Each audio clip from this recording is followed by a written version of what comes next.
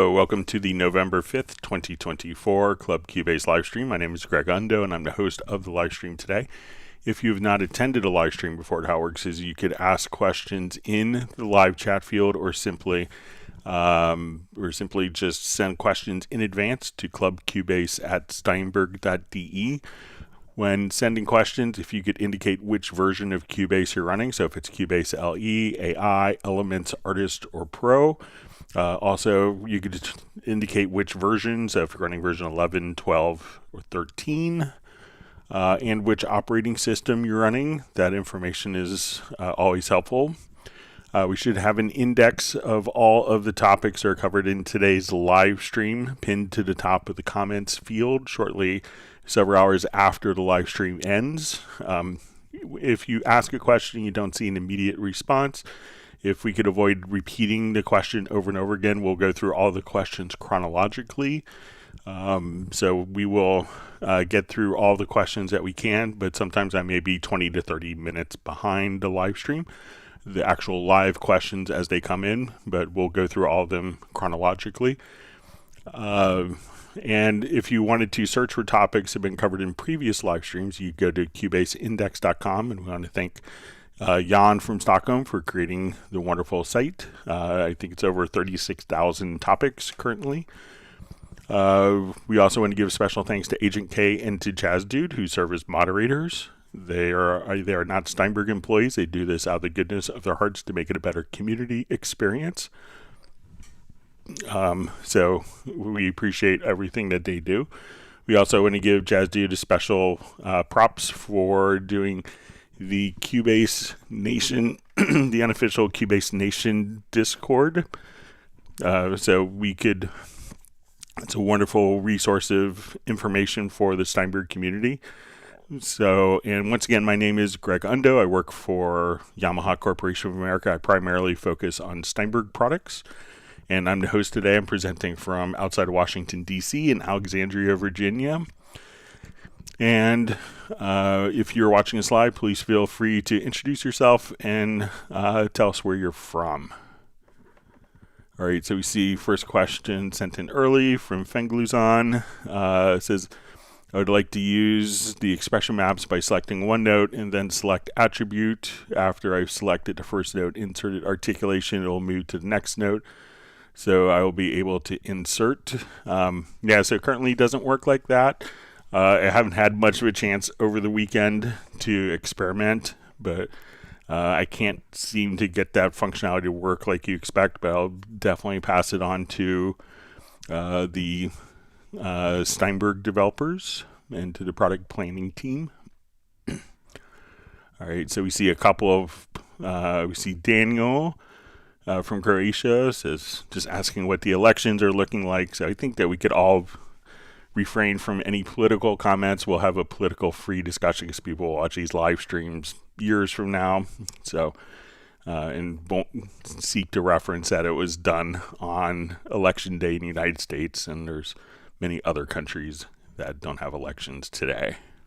So we'll just kind of keep it Cubase focused, if you guys don't mind, because the other discussions are so prevalent everywhere else. So hopefully this will be a refreshing change.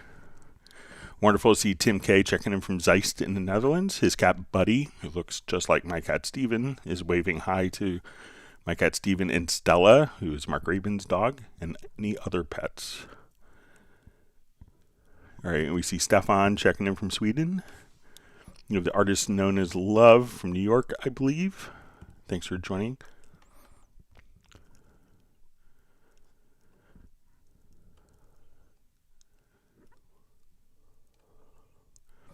All right, Artist Known as Love wants everyone to please thank Greg by hitting the like button. We got Matt Elston on. Fernando Matias from Lisbon. Thanks for joining us.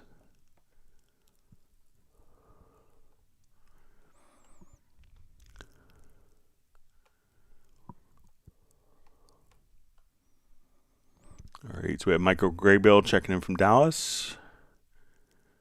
Richard Scholar is wishing me a happy birthday. So yesterday is my birthday. Thanks for the kind birthday wishes. All right, we see Michael Teams from Weatherford, Texas.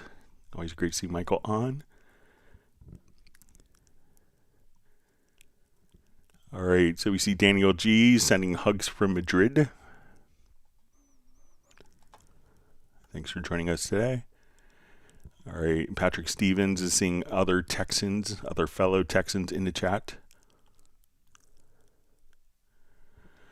All right, so we see Sarin here. It says home from the hospital since a long time ago. I think they think I passed a kidney stone, and that was the hurting. Well, I hope that you're over the kidney stones, so they're no fun.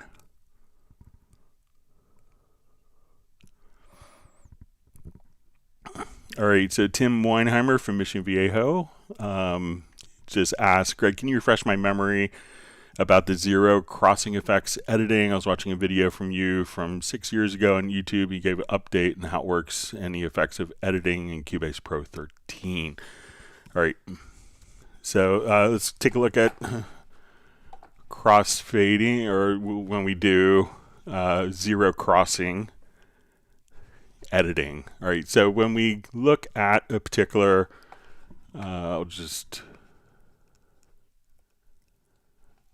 so let's say if we are here and we do an edit, so we have this little icon here that we see snap to zero crossing.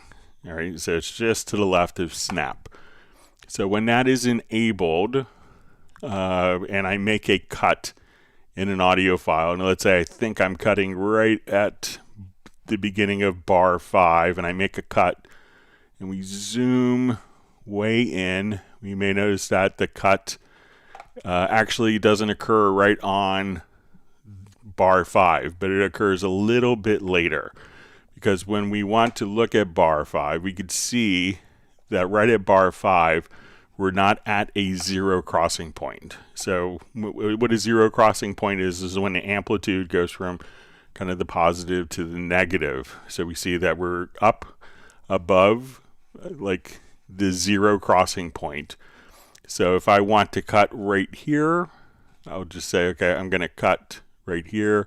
It's going to cut at the zero crossing point. So what the zero, now that if we didn't have that on and I did an edit, we would be very susceptible to, if I moved an event, we would be susceptible to hearing little pops and clicks at the end of and beginning of each edit, because we're not actually kind of transitioning right at the zero crossing point. So look at the waveform again. So if I cut here and we have the zero crossing activated and I move that over, we would probably hear like a little pop or click. So let's say I cut and I'll move this section over and we'll just solo this particular track. And when the vocal starts, we may hear a little click. And let me get the...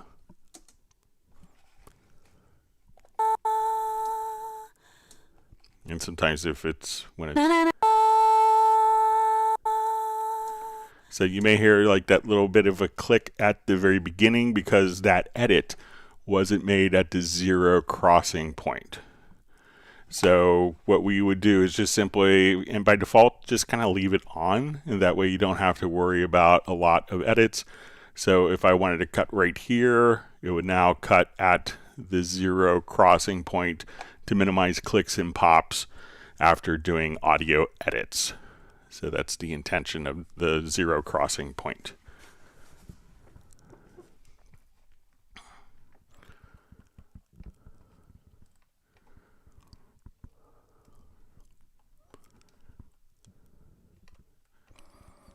All right, and we see Virtual Alan checking in from Scotland, and we see Sable Winters on.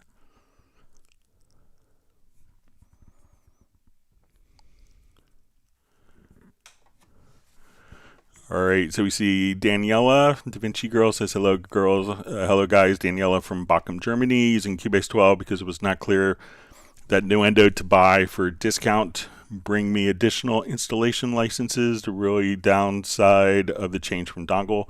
So yeah, you can, when you take advantage of, like, which ended last week, and it was, and we had this question a number of times on the live stream, and you could always send an email or ask in the live stream, but it will, if you did the update or the cross grade from Cubase 12 to Nuendo 13, you still have your Cubase licenses in addition to your Nuendo licenses. So both licenses are still active. So just know that for next time. Thank you for the birthday wishes, Sable. All right, so we have Test Studio or Test Studio checking in from the UK.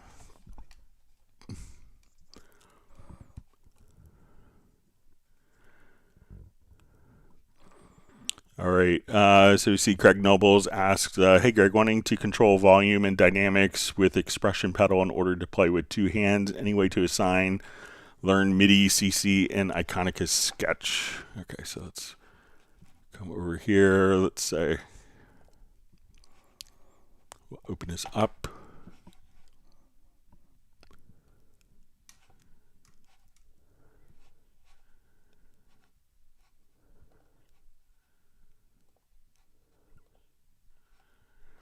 Okay, so let's say now we want to go to maybe, let me just do Iconicus Sketch here quick, sorry.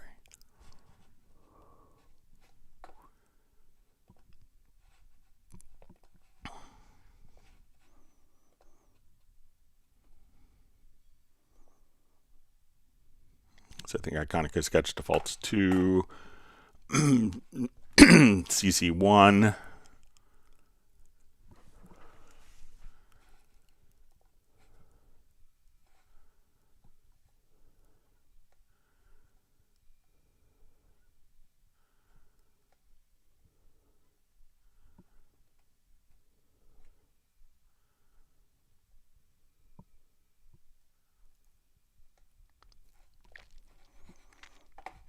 Okay, so let's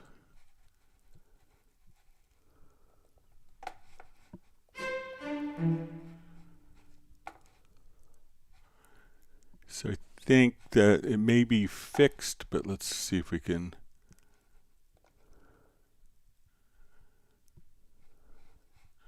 But if you want it to, let's say if you have an expression pedal, so now we'll come over to say a sustain patch here.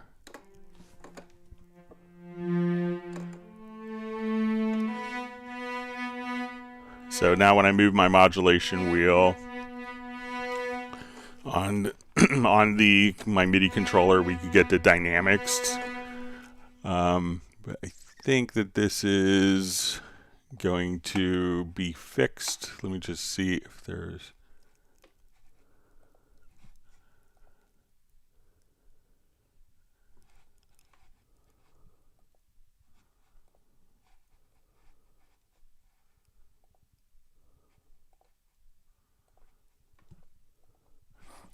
But what you could do is let's say I have something that was transmitting MIDI CC 11. What you could do is just come over to use an input transformer. So if we come over here to the routing, we could put it on the track here, and we could open the panel. And what we want to do is say, and there may be a preset already. Let's see.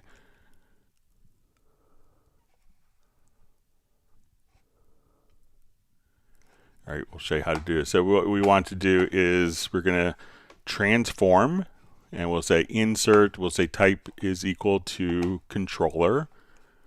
We want to say I think we say subtype is going to be equal to CC11. So let's say if you have CC11 coming in, and then what we want to do is to adjust the subtype, and we want to subtract 10. So now make sure that this is checked, and now every time that you move your expression pedal that's transmitting MIDI CC11, it's going to subtract the value of the CC, or the number of the CC. So we'll say subtract 10, so it turns CC11 into CC1, which will control the dynamics. So you could just simply turn that on, and save it as a preset if you want, and that way you could have your foot controlling the dynamics from the expression pedal and have both hands free to play on the keyboard.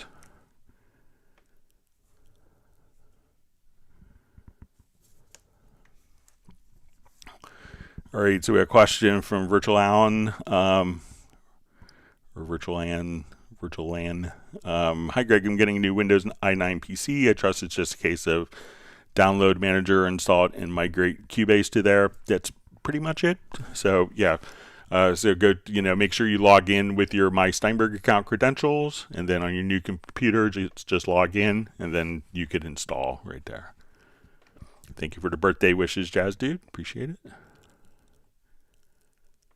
I appreciate everything you do for the live stream and for the community.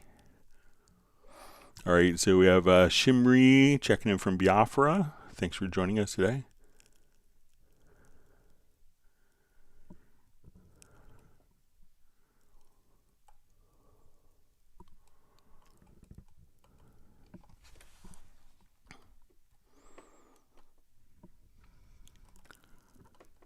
All right.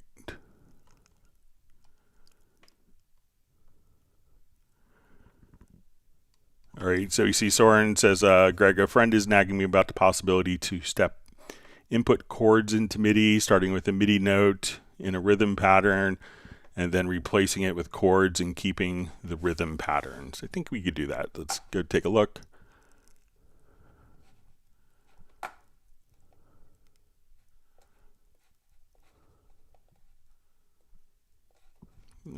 This is one of the things I think was added with 13. So let's say we'll do step input.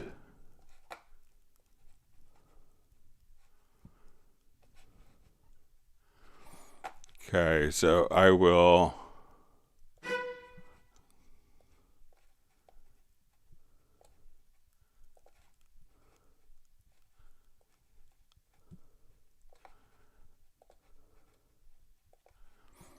okay. So let's say I just want to put in different rhythms here.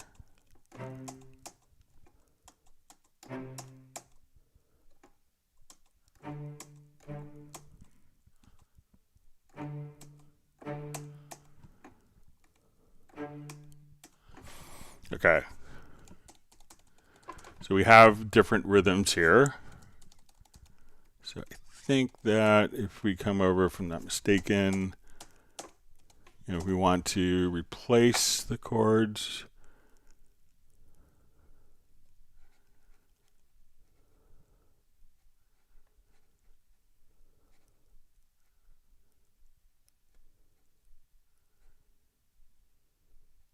All right, I'm just gonna pop over here. So let's see.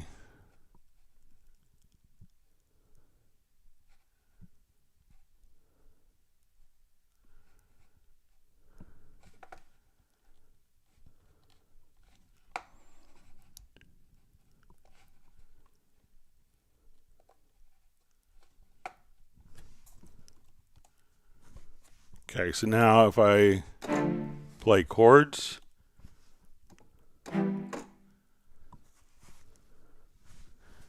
and let's see if if we put it in insert mode, everything gets knocked over.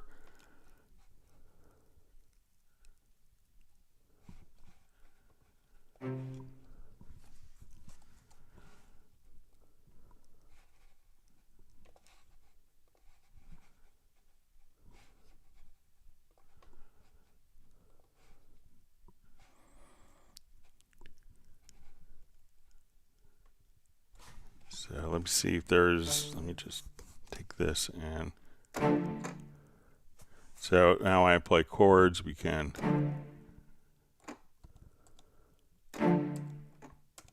and I could just kind of put the same rhythm, but I think that so there I'm using kind of the arrows to extend. But I think that there is a way to kind of go back. Let me just put some more single notes in.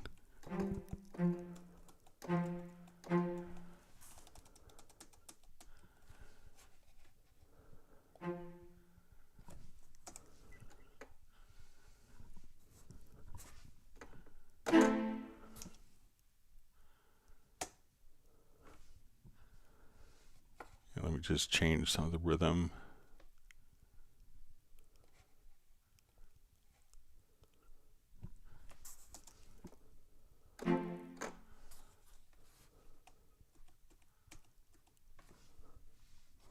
See if I have this selected, if that makes a difference.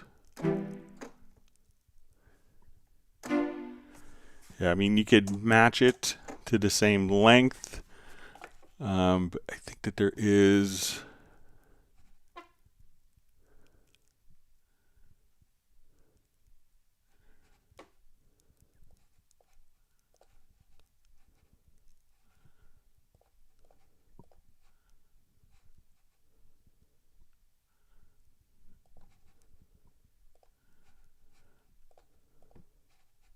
Okay, so let's see if we keep existing notes here.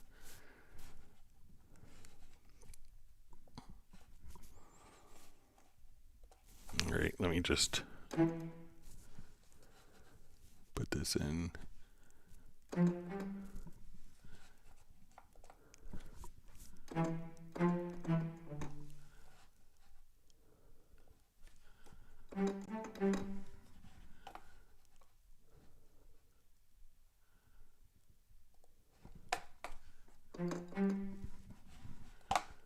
Just try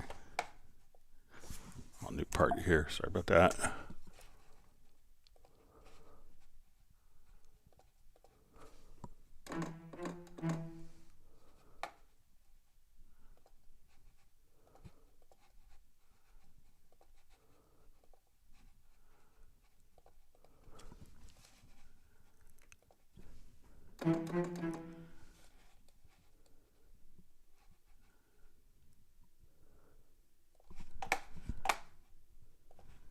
Just gonna try a brand new part here real quick. Sorry.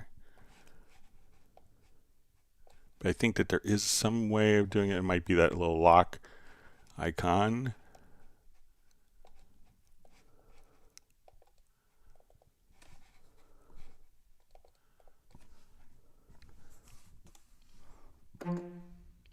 Okay.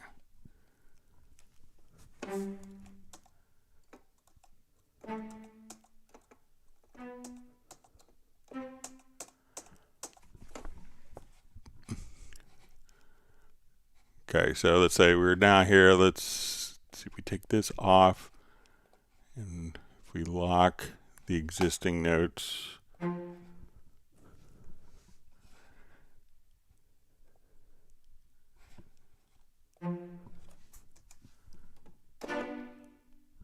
Alright, so I don't want the insert on.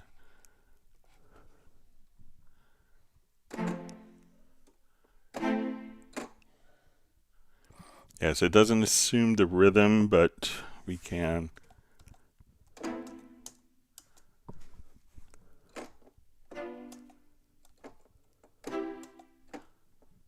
But you can match the rhythm easily enough just by doing that. But I think that there is a way to automatically maintain the same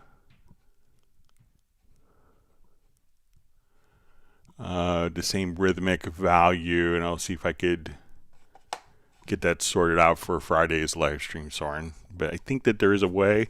You had to go watch one of my videos on the last 13 walkthrough when it was released last year.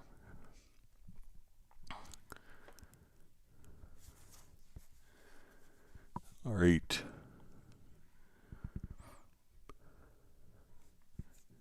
Tim K wished me a happy birthday. So yeah, today is my birthday. Thank you for the kind words. All right, and Michael Teams has granted my family and myself 1 gallon of Texas vanilla ice cream. Sounds great.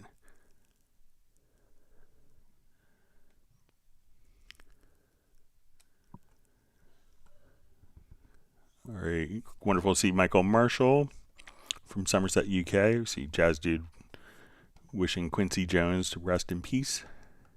It's a great talent.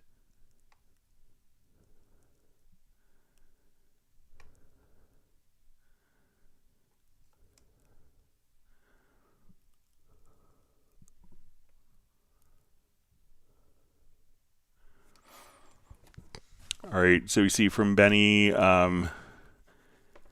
says, question, try to what you showed me last time with Retrolog 2, no sounds in Media Bay, and Retrolog 2 is checked in Cubase 13 Pro Mac. Make sure that also when you're looking for sounds, so let's say if we come over here to our VST instruments, and if you want to email me a picture, Benny, of what your Media Bay looks like, that could be helpful. But sometimes try clearing all the attribute filters, because it could be, okay, I want Asian, moving,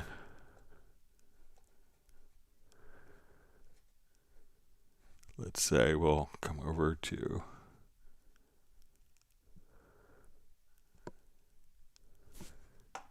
that it could be perhaps different, and let's say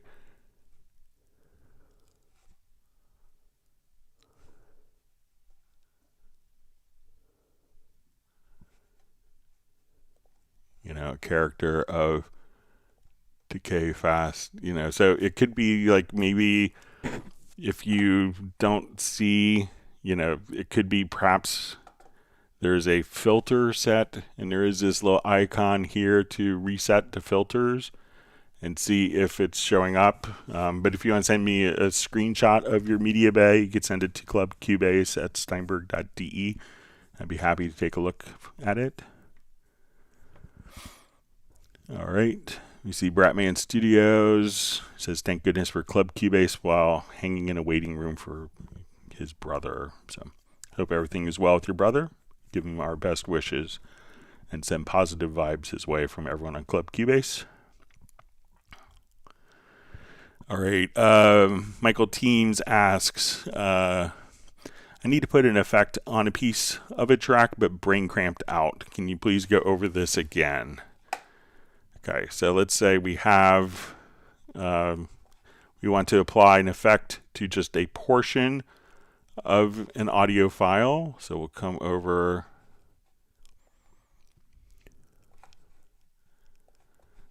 so let's say in the middle of this phrase, I wanted to put like an effect just in the middle, but not this part or this part. So we'll listen to just this phrase.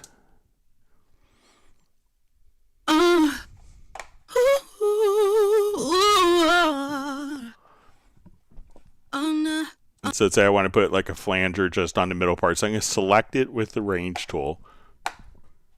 We are going to come over and we will say plugins. You can choose your plugin category. I'll put modulation. Let's choose flanger. And now when we listen to it,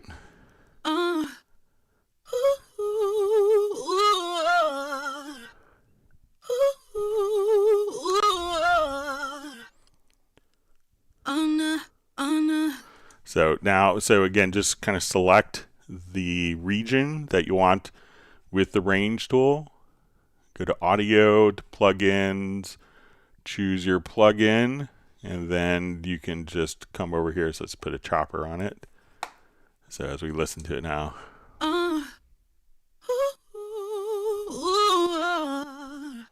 So you could do different effects in flanging. So just select that particular region, audio menu, plugin, select a plugin, and that will process it on that particular track for you, just that particular selected range.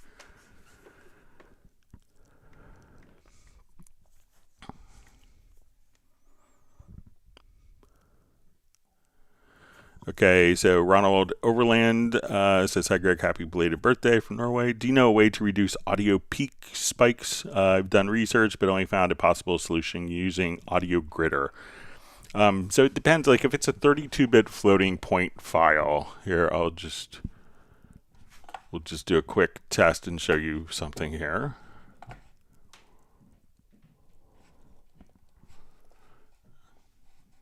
All right, so everything that you can record everything into Cubase in 32-bit floating point.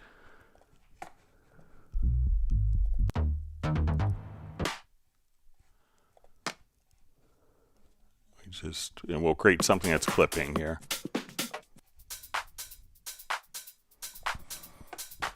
Okay, so we're going to take that track, and then I'm going to put some plugins on this particular track. So we look at this track, we can see that the amplitude is kind of in line. I'm going to run this track through some plugins. So I will come over and we'll just do a quick new recording. So let's we'll just do by inserts.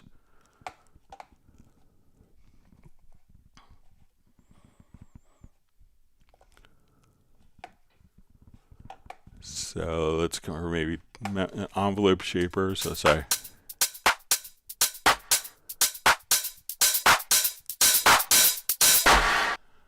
Okay, so when we listen to this, this is probably going to distort. So I'm going to do a live recording. So I'm going to send this to a group track. All right, so we can see that that is going to distort. And on our group track, I want to add more gain. So I'm intentionally kind of making this clip. And let's come over to an audio track. And our audio track, the input is going to be coming from the group track.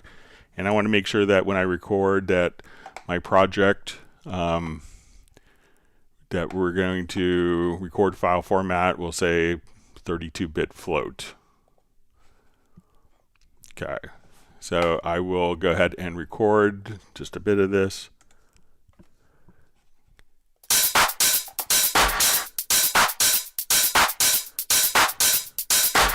All right, so we look at the file here.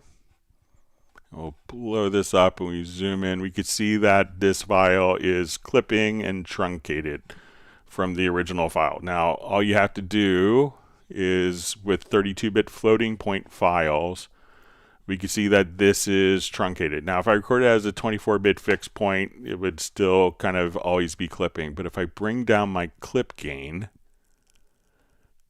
we could see that while the file is here, if we just bring the clip gain down on the file, we can now have it to the point where it's not clipping. So as we play this back, even though we record it with clipping, we could recover all of the amplitude of the file. So we'll just solo this particular track. So again, we could just come over here and adjust the clip gain on the event if it is double clicking. So we could take a file that was obviously clipping. So if you look, we zoom in, we can see that those events are just completely tapped out, but adjusting the clip gain on the event, we could bring that down and still have all of the files play back without distortion. So you might have to kind of just come in and zoom in, but now we could have that file play back without any clipping in the file. So let me know if that is helpful for you.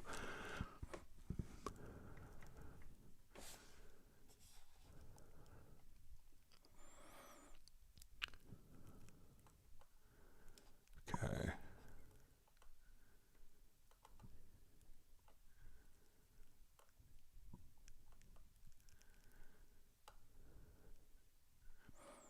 All right, my chat field just jumped. Let me just find my spot. All right.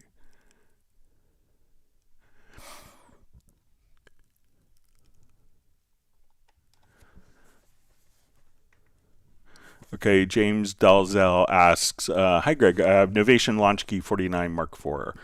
Mark IV 2 added script for the MK4, but am seeing the script as one connected and one is grayed out and disconnected. Is there a way to remove the disconnected? So I think what you could do is if we were seeing like here I have my Korg Nano control and the one that's grayed out might be kind of one that's duplicative. So let's say I here have my Choice OS controller And if I just come here and we say disable that script.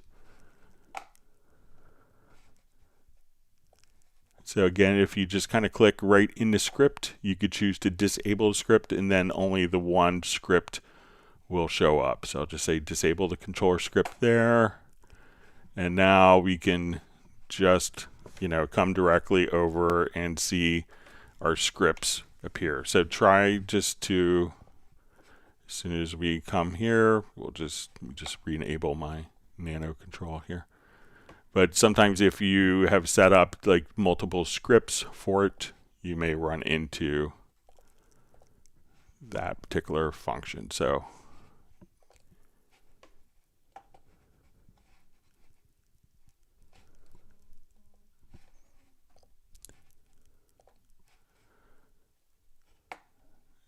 and then like once we come over to this particular script, we can re-enable that. So you see how I had like 2 Troy sauce controllers, and now we can just have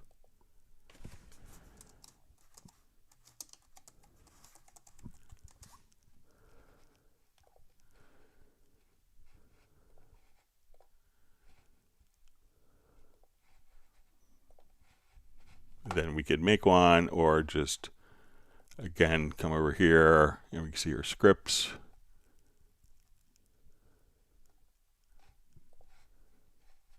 Then you could re-enable.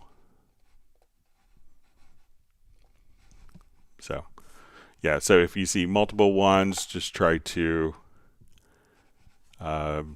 click right here, and then you could disable the script because you might just have duplicative scripts.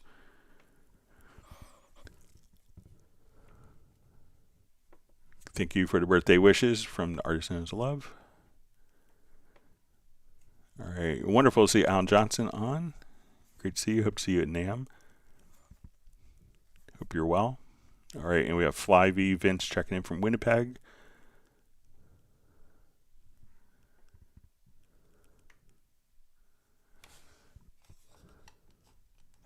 All right, so we see from Da Vinci Girl, I look to solve a workflow problem. If you have several WAV files imported, for example, 70 WAV files of a song, and each file is as long as a complete song, I would like that Cubase is scanning each file. Let's see if we could find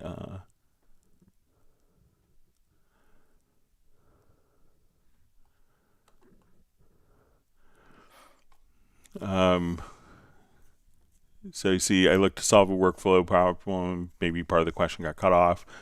Let me just reread it. I look to solve a workflow problem if you have several WAV files imported, for example, 70 WAV files of a song, and each file is long, the complete song. I like that Cubase is scanning each file. Okay, see follow up here. Each place has a loudness specific. Could be just cut by a shortcut to separate into thousands of clips. This is very time consuming. I look for an automation. So it seems like maybe you want to split the clips by 70 WAV files of a song. Each file is a long, complete song. I like that Cubase is scanning each file. Each place a loudness specific should be cut just by shortcut. So maybe you sound like maybe you have like a bunch of, I'm not sure if you have a bunch of files in a particular song. So let's say if we come here and if we have like all of these, we'll come over to, so let's say if these are all different songs and you wanted to split them, you could go to the audio and to advanced, and you could see detect silence. And then when you come over here, you could set the threshold and just say process. And then if there were silent sections between each of the songs that you wanted to eliminate, you could do that just by using audio to advanced to detect silence. And that will break them That will just kind of cut so you don't have to do it manually. But let me know if I'm misunderstanding, Daniela. All right, Sable Winter's question is, Greg, I was working to create vocal harmonies. The project doesn't have a chord track to generate from. Can I still do it digitally? So when you're using the create harmonies function, let me just go back to project so we could show this.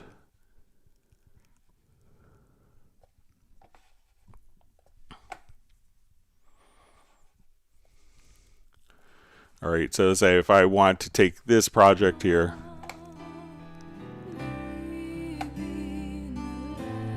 and we just say, okay, I want to create harmonies of a particular section.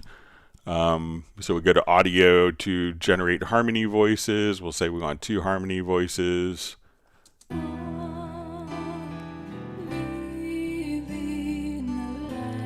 So it kind of created a double because it doesn't know what chords to use. But if we undo that and I drag the piano part here to the chord track, and now if we create that, so you could take any part that you want, and is now that when you go to audio to generate harmony voices, we'll say 2, and now we listen to it. It knows what chords to generate the harmonies to.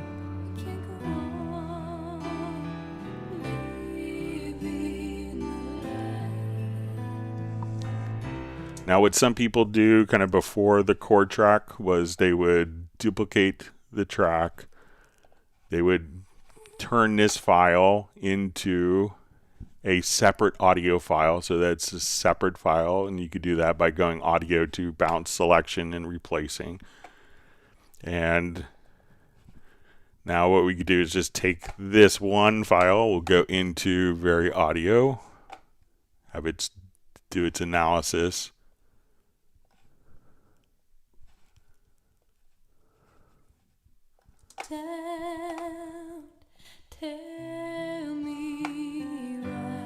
So, and if we know kind of what the key of the song is, I think this is in G major, we could also just come over here and say, okay, we listen to it and we'll say, okay, let's just grab.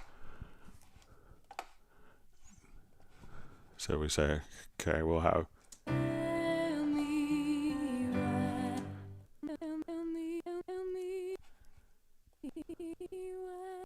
So we'll see, and people would often just kind of.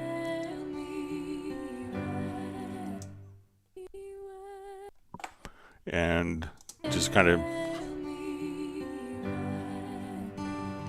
So you could kind of manually do it, but if you want it kind of the flexibility and kind of the automated nature of the chord track, you know, of generating harmonies, you could use the chord track so it knows where to generate the harmonies to.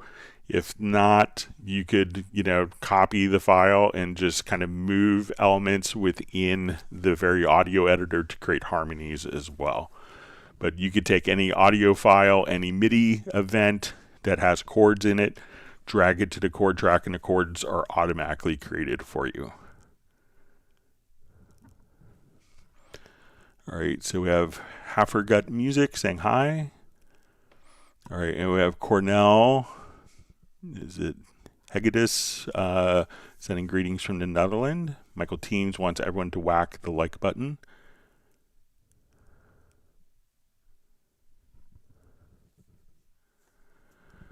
All right, so we see Marcus Streyman says, Greg, is there any chance that the Mackie control is getting replaced? Most faders run in Mackie and they don't follow track selection. Any chance that they will with future Cubase versions? So the original Mackie control protocol doesn't do the track selection. So when we follow the protocol, then, you know, we don't necessarily get that. But, you know, if you utilize the MIDI remote functionality will follow track, you know, will follow all of your track controls. So, you know, so it's kind of, think of it as instead of a 2000 paradigm, it's a year, you know, 2022 paradigm. That you have a lot more flexibility using the particular MIDI remote So, just disable your controller from the Mackie control protocol. Not every controller can do that. Most of them will just be sending transmission. So, select your Mackie control, set it to not connected. And then when we actually go to, different MIDI remote controls, that you have the flexibility to, let me just activate my nano control script again.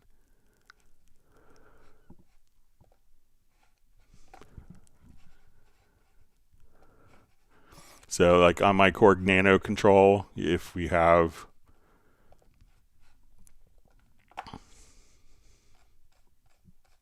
say 47 tracks of audio, and I put this into, so it's not necessarily the control surface, but the control surface protocol communications.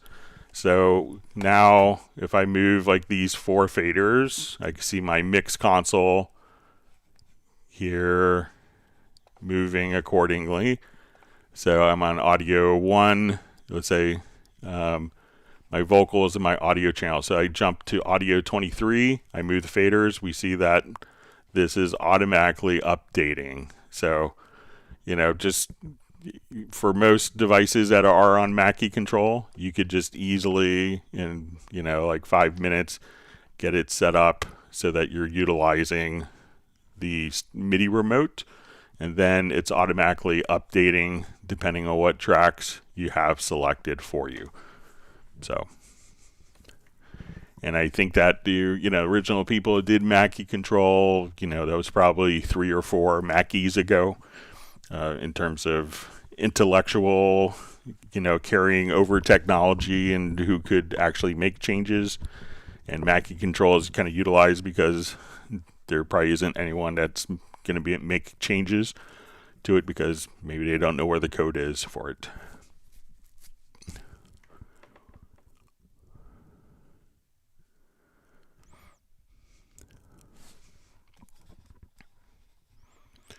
But realize also if we deviate from the Mackie control, that could cause problems with other control surfaces. So it gets to be kind of a, we see from Marcus just says, otherwise I might have to buy the soft tube fader Mark III. So, or just choose not to run your control surface as Mackie control. So.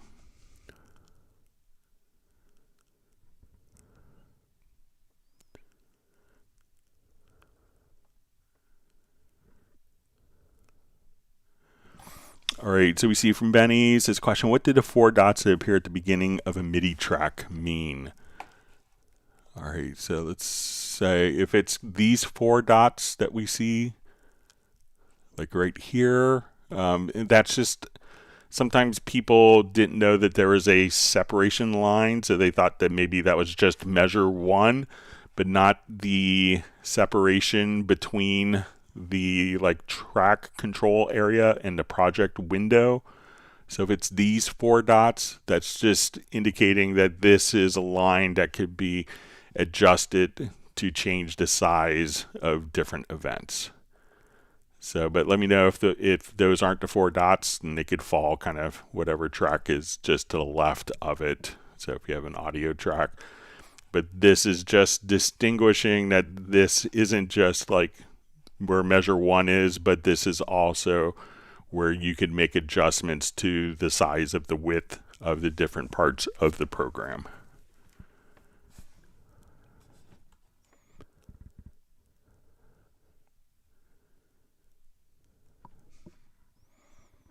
All right, so we see Flyvy managed to get his Tractor S8 all synced up with Cubase. That's great.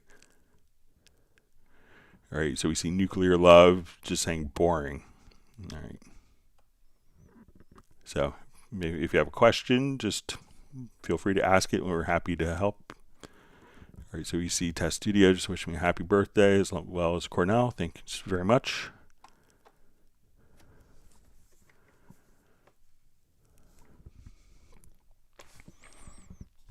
Thanks for the birthday wishes, Flyvy. All right, and we have Martin saying hello from Germany. We have John A. Walker, says Cosmo Original Records.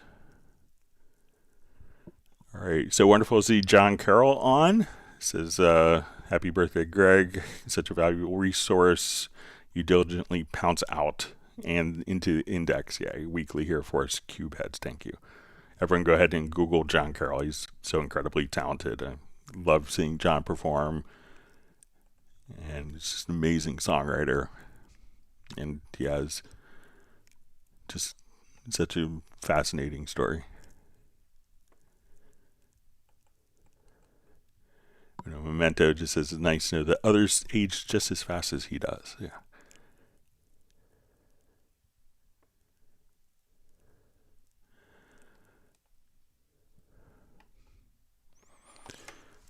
All right.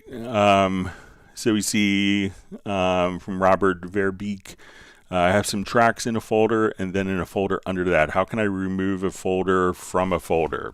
All right. So let's say I have these tracks. So we'll select these tracks and I'm going to move these selected tracks to new folder. Okay, so I'll take these particular tracks here. Hold down the correct modifier key this time. Sorry about that. Okay, so all these tracks are now in this folder. I'm going to create a new folder. So we have this folder selected here. Let me just... Okay, so let's go ahead and within the folder track, we are going to add a folder track. And we'll call this subfolder. Okay, so now I can take additional tracks here. Let's move it into our subfolder track. And we'll create another folder track.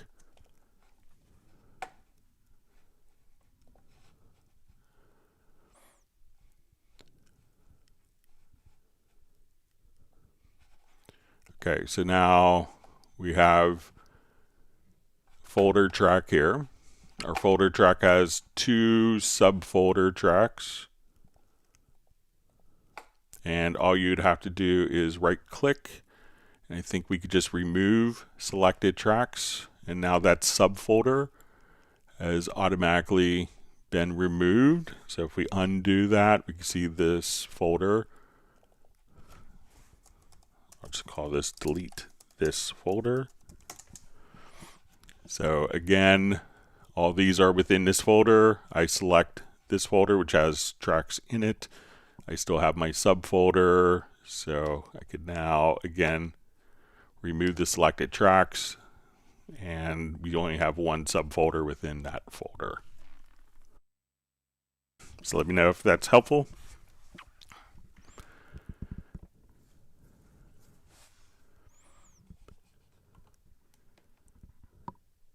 All right, so we see Spa Dogs on. All right, so we see Spa Dogs is asking any word on Cubase 14. So as soon as it's announced, you know, the next live stream, we will do kind of a detailed walkthrough of it. But, you know, Steinberg generally doesn't pre-announce Cubase. So, but when it's out, we'll be happy to show you new stuff that's in Cubase 14. So. All right, so we see Braxel just saying, hi, can you guys see my text? So we see this. It says, been having issues with it showing. So we see this, but I don't think that we've seen earlier comments that you've made. So feel free to ask. Maybe it's broken into longer segments, and sometimes it will truncate to only like 200 characters, I think.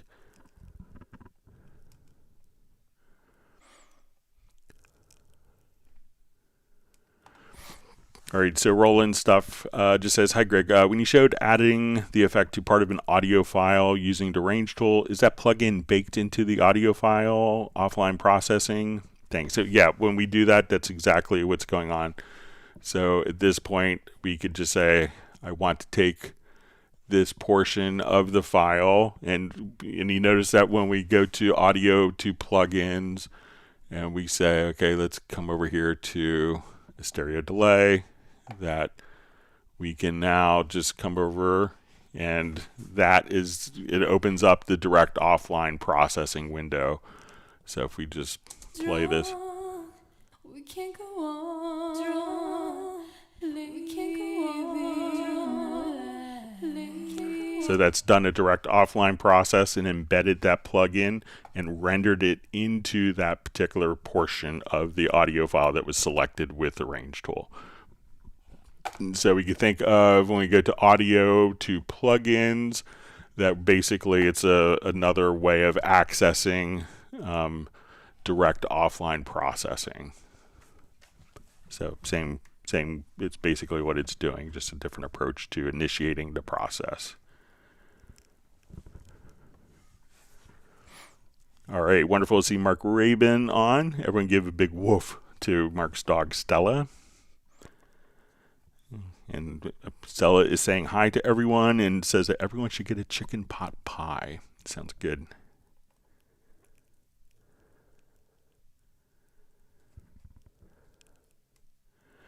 All right, so we see FlyV's got his 48 pads set up on his tractor control. Even the lights configured. Congratulations. All right, so wonderful to see Nick on. We've missed having you on, Nick. Hope you're doing well.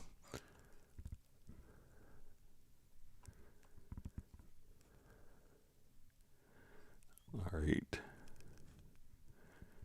Thanks for the birthday wish, Nick. All right, everyone's happy to see Nick back on from UK, from Essex, I believe. All right. Thanks for the birthday wish, Mark Rabin and Braxel, Nick. All right, so we see Benny says you got mail, so I'll check it out after the live stream. And if we have a chance, I'll see if I could get to it. All right, John Carroll, this is a great comment. A bit of the classic corner we paint ourselves, the cumulative runaway gain during an automated mix. So, yeah.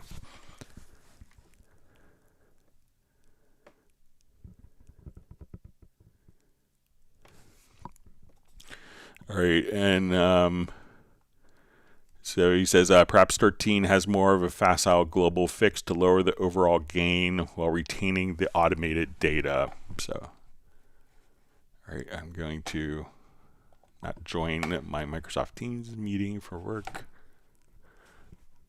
All right, so let's take, I'll show you a technique that you could use, John.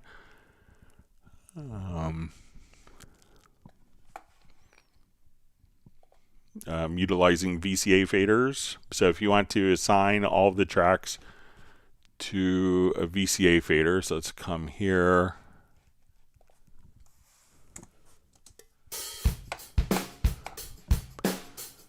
All right, so I'm going to enable, let's say we have automation going on here on this particular project.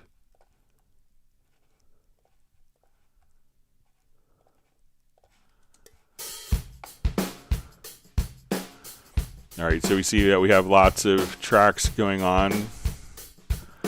So we have automation, and let's say we've gotten a little creative and we've outgained our mix. So I'm going to take these particular tracks here, select them.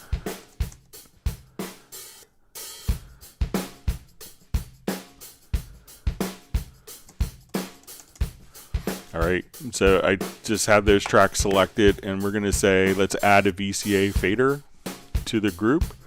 So now what we could do is I could adjust my VCA fader down, and the VCA fader could be all the tracks in your mix. So at this point, we could just say, I want to bring everything down.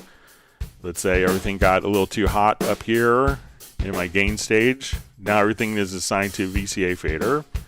And as I drag this down a bit, we still retain the automation. And even if it's just for a portion of the song, we could just write the automation on a VCA fader. So while my VCA fader is currently going down, other tracks are going up, but are being kind of trimmed. In a way, I bring my VCA fader up. Tracks that are going in contrary motion are still going in contrary motion. So when we look at a particular track that I've done that's assigned to the VCA, I could see the original volume control here, the original automation. I see the result of the VCA fader. And if I wanted to kind of coalesce those two, we could go to the VCA fader here, and there's a little drop down arrow, and we'll say combine the automation of the VCA fader and the link channel. And then once we do that, then the result of the VCA fader has been applied in the automation. So this way, all of your automation values, their proportionality is still intact, going in contrary motion, but utilizing the VCA fader, you could just kind of bring everything down just a little bit quite easily. And that won't affect like the gain structure, unlike a group that could affect the gain structure of like the send levels. The VCA fader doesn't sum audio, so like your reverb balance of your vocal to the reverb won't be affected with the VCA fader. So give that a try, John. And once again, it's always so wonderful to see you on the live stream.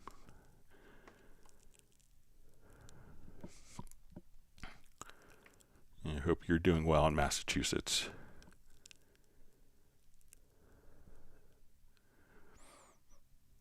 All right.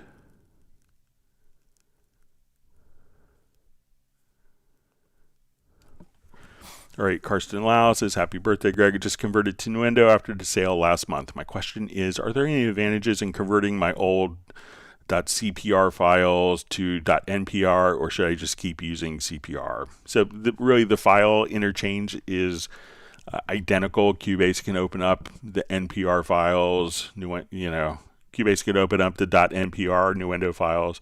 Nuendo can open up the .cpr Cubase files. So and I think even if you just renamed it like an NPR file to CPR, it would still work. So it's really just a formality to know which version the project was created in, but I don't think there's any need to take your Cubase projects and convert them to Nuendo projects, because they could always just simply open up.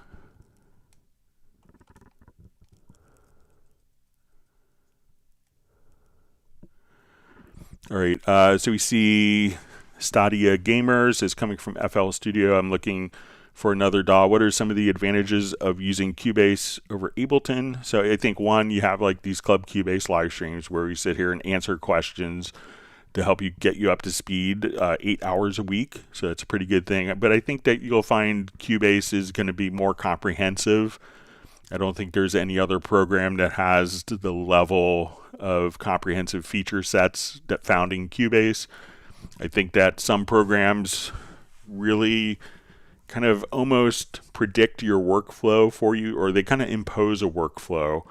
And I've never appreciated programs that did that, because when everyone uses the same tools in the same way because of a software design, people's music ends up sounding very similar. Whereas Cubase, we really don't impose a particular workflow, and sometimes people may say, oh, it's hard because, why is there 5 ways of doing this? Because when you're in a particular scenario, you may go for approach 3. If you're starting off, you may start with approach 1. If you're taking a project from someone else, it may be approach 4 to remedy a solution. So I don't think any program can really keep up with the pace of development of Cubase, let alone I think that our developers in the product planning does a really good job of defining and creating the feature set expectation that is followed by other companies in the industry. So I think you'll be able to get more work done faster in Cubase, and being that it's part of Yamaha as well, it's a company that's focused on music as kind of their core being, and Yamaha does fun stuff like motorcycles and boat engines and golf clubs as well. But in their heart of hearts, they're still a music company. So, and I think that makes a big difference into where priorities are created from as well.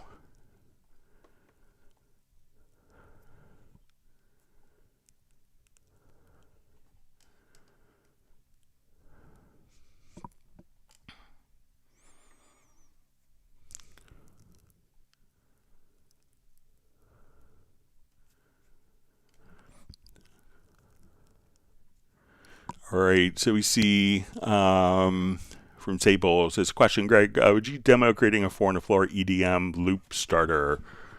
Okay, so we'll just start brand new project here. I will add an instrument track. So let's add just a groove agent, SE.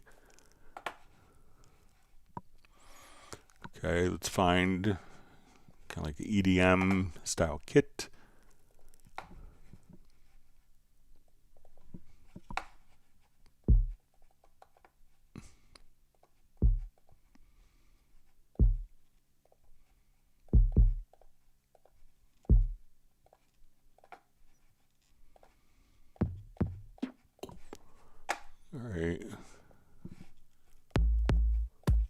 All right, so let's say I want to take this. I'm going to open up Beat Designer.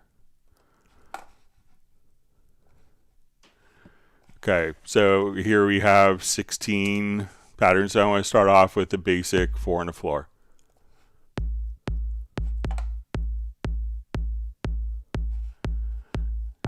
All right, and I will come over here. Let's add another bass drum.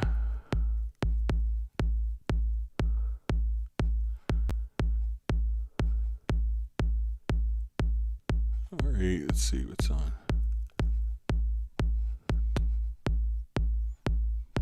All right, so let's say we'll just do maybe a clap.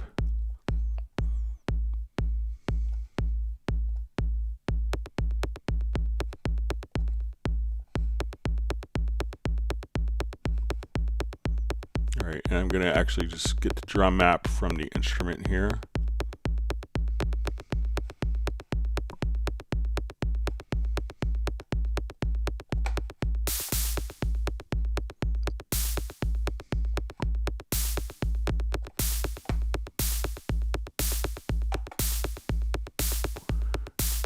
Yeah, let's say, okay, we want to just put in like some hi-hat.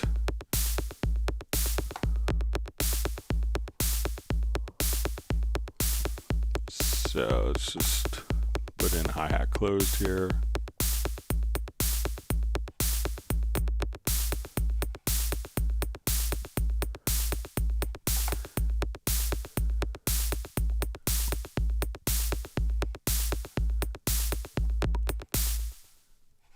All right.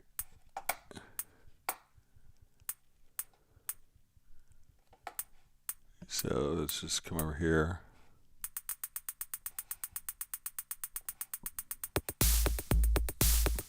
So I want like every other hi-hat to be softer.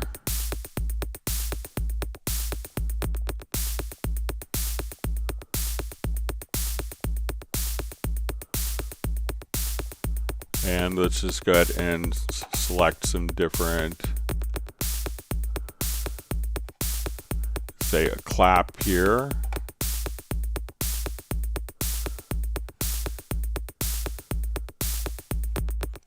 Let's say maybe a different kick.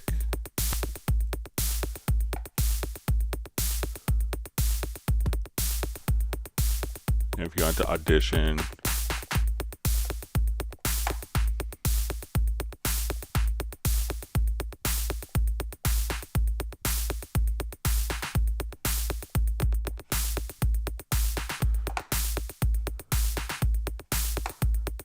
so you can just kind of come over and have, you know, all sorts of fun. Let's add some percussion.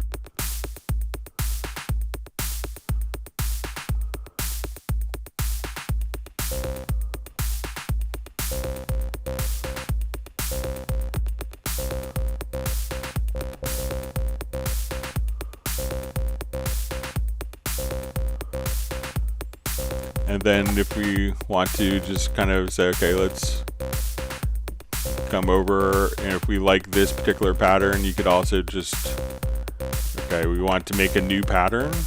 So let's go ahead and we'll copy the pattern. Let's come over here. Let's paste the pattern.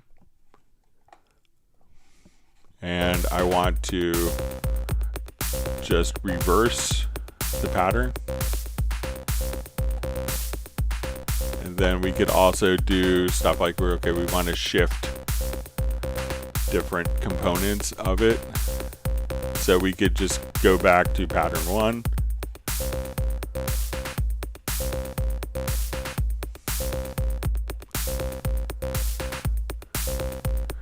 So all sorts of great stuff that you could do here. So if you want to do like different variations, you could just come here.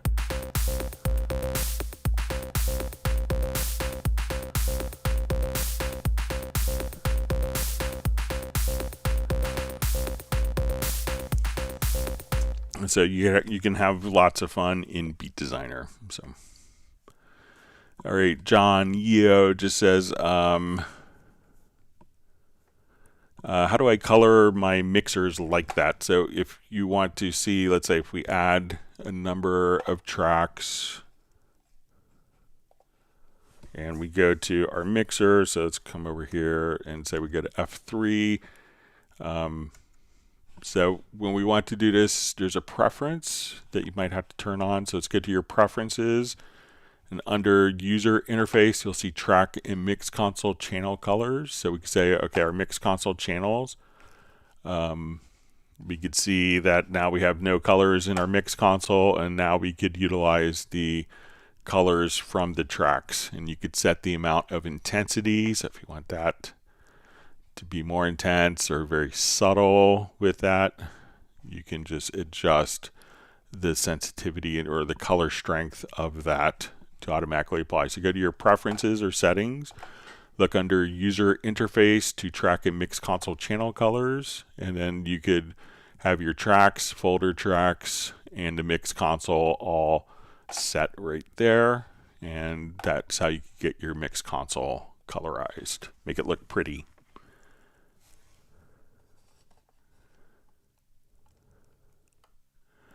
All right, wonderful to see Pertti Komenen checking in from Finland. Thanks for joining us today.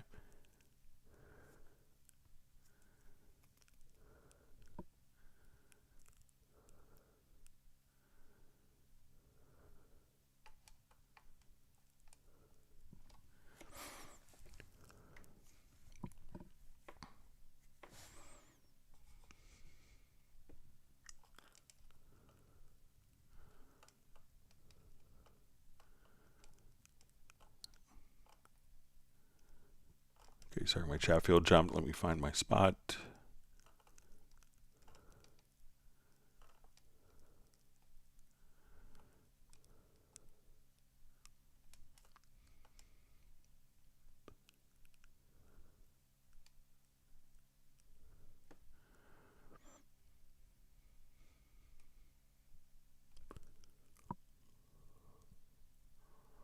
Okay, so you see from Daniela, says, okay, did translate. Yes, this will work. Like something like short definition and pop-up window where I can adjust in one step. All cuts are done, so I can each clip adjust with effects. Yeah, so, yep. So, you know, if that doesn't make sense for you, let me know.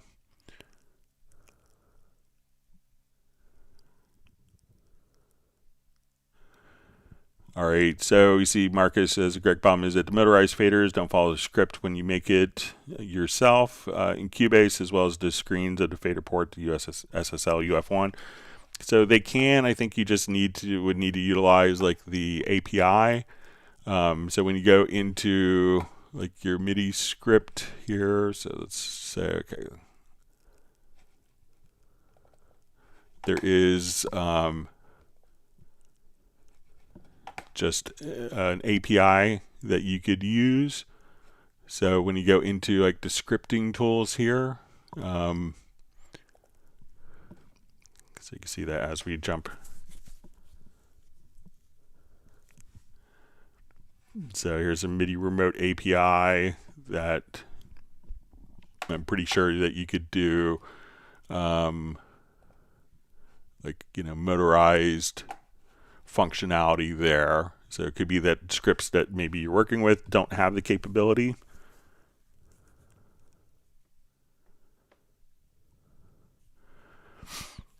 All right, so we see Flyv saying he's actually has 72 pads that he's using for his setup. You know. All right, and Marcus Strymon also says in MIDI remote you lose some functionality for the fader port. You can edit plugins far beyond the 8QC. So what you could do is, let's say I have a particular plugin. Let's come over here and say, okay, we have a plugin. We'll go to maybe under distortion. So you could do more than 8 parameters. I'll show you how. So let's go to like our VST amp rack, and we'll open up preset here. Okay, so here we're going to have different amplifiers. Let's add some post effects here. So we have a number of pre-effects amplifiers. So, and when we go to the QC, we can see that we have our 8 quick controls. So, but if we open up, if we come here, we can see, let's go to our remote control editor. So since this plugin has more than 8 parameters, we can come right over here and we'll have these first 8 parameters. But with the MIDI remote script, what you could do, and I'll just jump over to my nano control here. Let's get to an untitled page. I want this button, and we will come over to mapping page actions. Or no, let's go to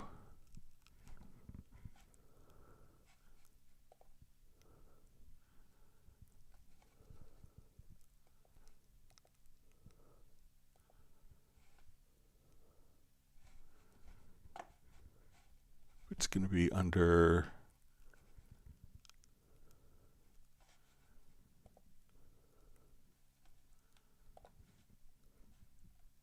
maybe it's under a selected track. Let's go to actions.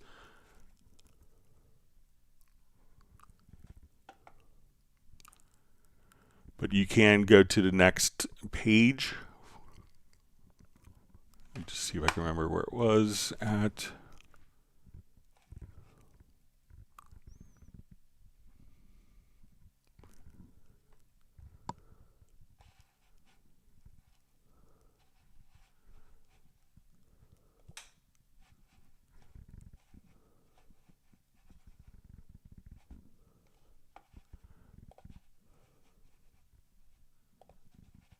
Okay.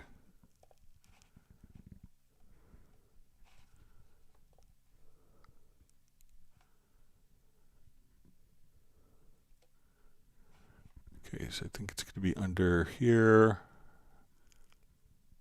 But there is, and I did a tutorial video on this, so I may have to.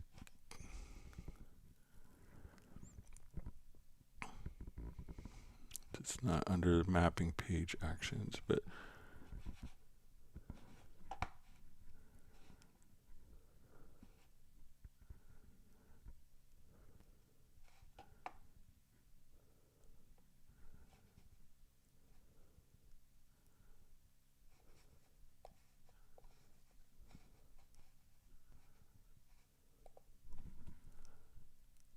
okay, so here you'll see under actions, next plugin parameter banks. Okay, so I'm going to say we'll do next plugin parameter banks. And here we'll do previous plugin parameter banks.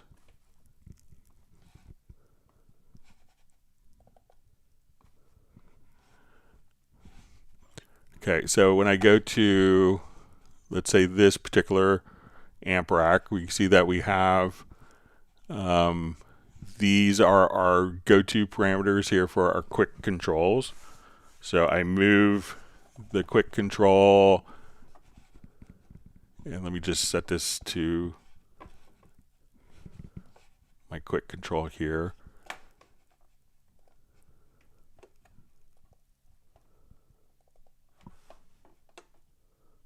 So I move my knobs here. I'll just assign a couple of quick controls.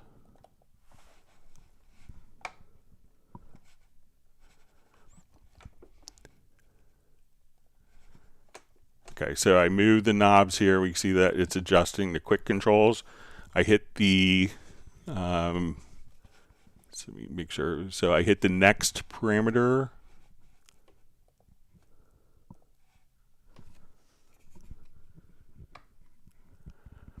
All right, so the next parameter, when I come over here, it's now controlling bank 2. So when we come directly over here, we could have your remote control editor and then just automatically switch to each of these pages using the MIDI remote. So while you have 8 quick controls, these will work in bank of 8s, and you could use the button to navigate between all of the different parameters that are available in a plugin.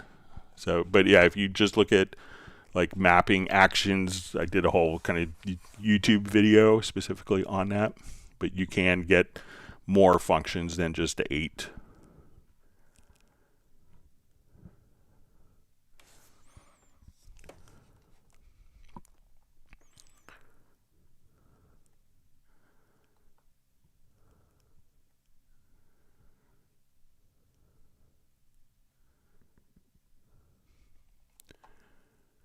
Okay, so we see Daniela just says final step is render and place all clips together, import it to DaVinci Resolve, and DaVinci can separate it again. So yeah, we could do that.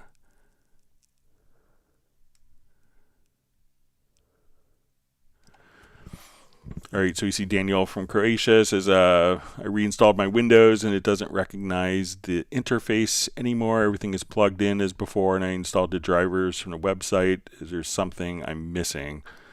So usually, I think it's with the UR44 or UR22C that I think you have, if memory serves. But generally, just, reinstalling the drivers should automatically see it.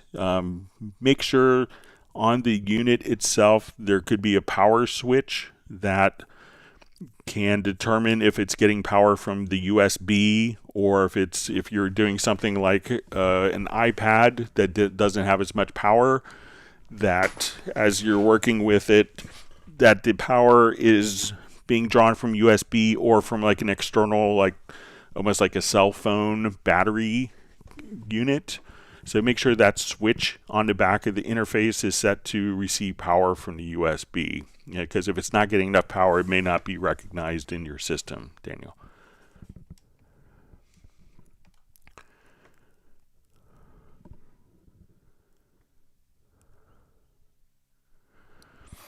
All right, so we see John Yeo. May I just clarify if a free upgrade to Nuendo 14 is available for those that just purchased Nuendo 13? Well, Nuendo 14 hasn't been announced. So, when it's announced, they would announce the grace period date, but generally it's like about a month before. So we don't know when Nuendo 14 will be released, but when it's the date's released, then it would automatically, we would know the date for the grace period update.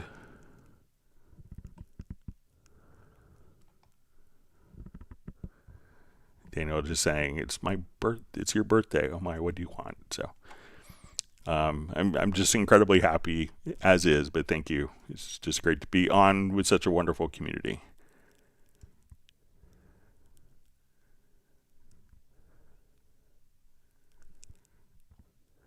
Mark Raven says he wished we could all sing happy birthday to Greg. So that's a kind thought.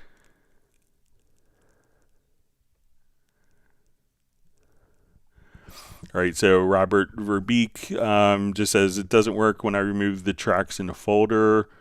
They are gone. Okay, so if we have, so if you want to remove the tracks from the folder versus removing the tracks in the folder, so let's say I assign these to a folder. All right, and let's say I create a folder. So that will delete the tracks if you delete the tracks in a folder. If you want to move it out of the folder, I'll show you that as well. So we'll add a folder track, a subfolder.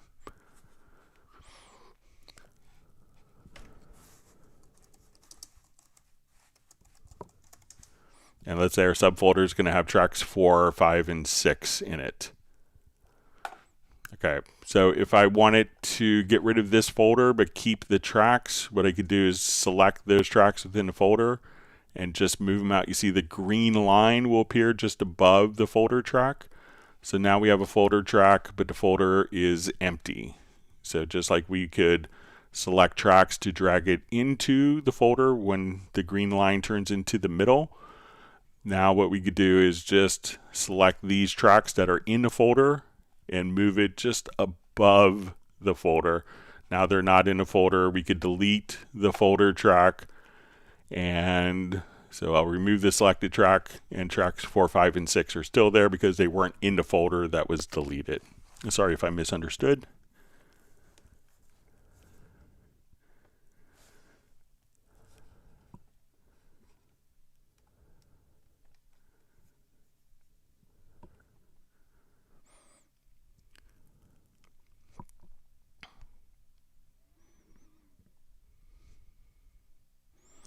All right.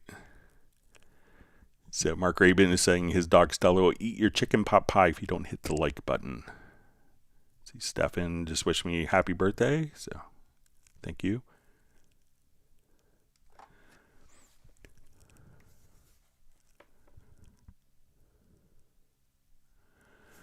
Okay, Michael Jensen's wish me happy birthday. And his question is, when I extract tracks high in the project window, the marked track is not included. It always stays until you manually make it higher. Can it be fixed?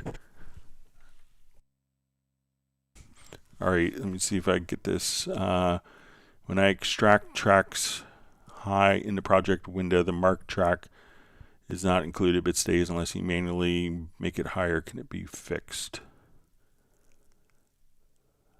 Okay. Not sure if I understand the question. Okay, so when I extract tracks highs in the project window, the marked track is not included but stays until you manually make it higher. Okay, so I'm not sure if it's, you select these, I'll move them up here. Okay, so let's say if we select tracks high in the project window, the marked track is not included. Let me just see if it's, but stays unless you manually make it higher. Can it be fixed? Let me see if there's maybe a second part of a previous question.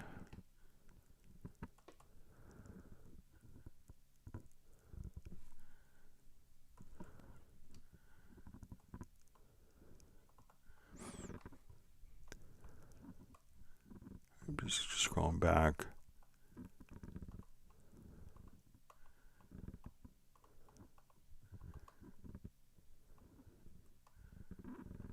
All right, seeing if it's maybe a follow-up to previous question.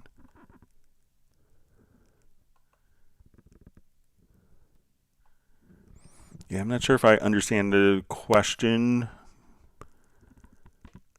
Let me just read it one more time.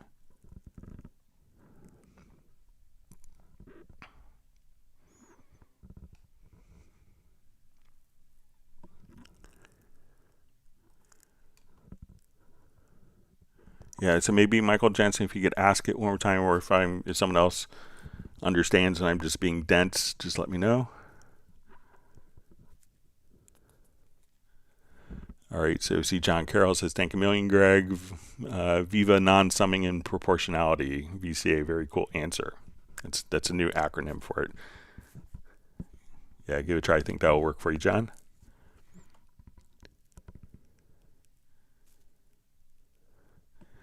All right, so we see Balsa from Montenegro sending kind words and a happy birthday wish. Thank you very much. Means a lot.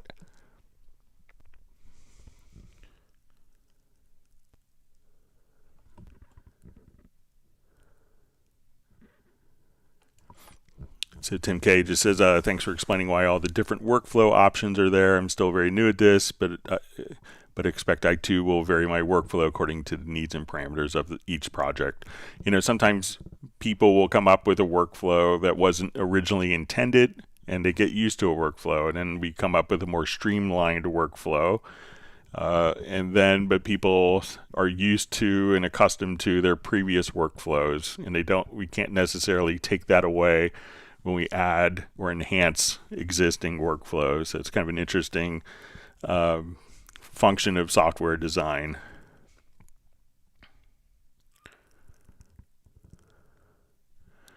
All right, so Fernando Matias asks, hi Greg, I know it's far-fetched, but can I have the mixer automatically show only tracks with data within the cycle marker that is currently being played? Let's take a look.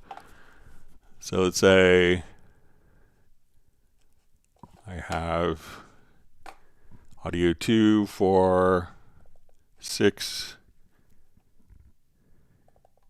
8 with data on it. I should probably just drag over a quick loop so it's not just empty.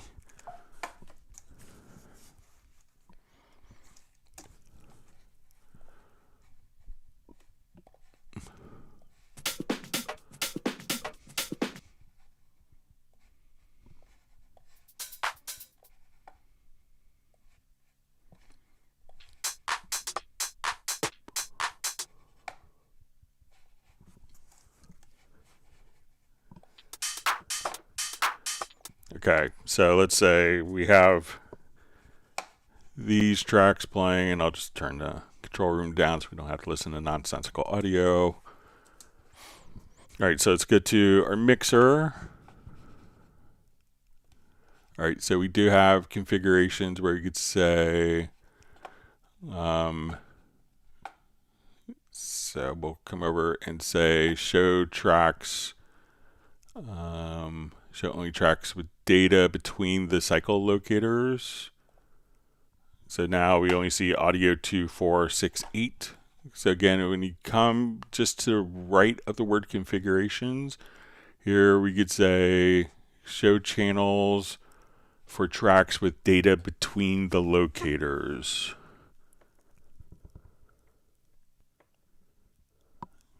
And you say that's currently being played. Okay, so let's say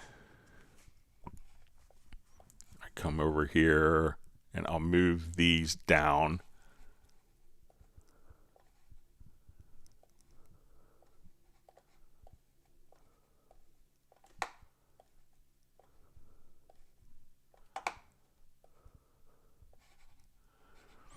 Okay, so let's say these are the ones that are playing now. I go to my mix console, so we have like 2, 4, 6, 8 shown in the mix console. So while that one is playing the active cycle marker, again, just come over here, show channels for tracks. So we should see kind of change to the odd numbers. So data between the locators. And now we're seeing 3, 5, 7, 9, depending upon the cycle marker. So try under just the configurations, and you could set up a keyboard shortcut or tie it to a MIDI remote function and be able to come over here. So let's say these are our cycle markers now, and we're playing that particular cycle. We go into our mixer. We see these are not within that particular cycle range. And so again, go to the configuration, and then you could just see what's playing. So let me know if that works for you. So may not be so far-fetched if they already put the particular function in it. All right, so we see Stadia Gamer just says, thank you so much, Greg. So you're welcome, and welcome to our live stream. We hope to see you on live streams in the future. All right, great to see Randy from ProWash DFW from Texas. Mark Rabin says 100 viewers, 75 likes. If you're breathing, hit the like button. All right.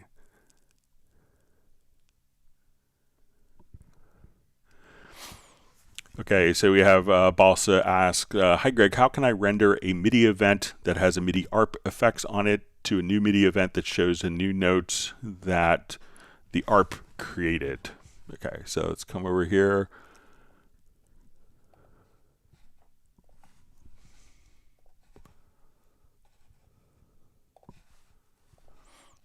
Okay.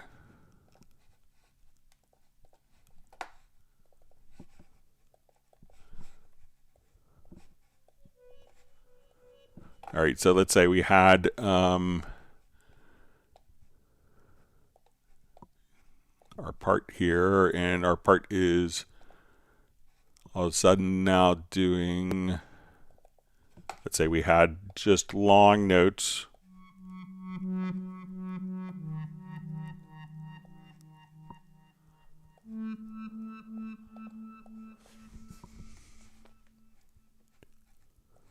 Okay. So, and the result of this is, let's say as we move it a little closer here, we have long notes. These long notes are triggering, let's say, a particular MIDI insert, like an arpeggiator. So when you play this back, probably like the worst sound for that. Let me just see if I can.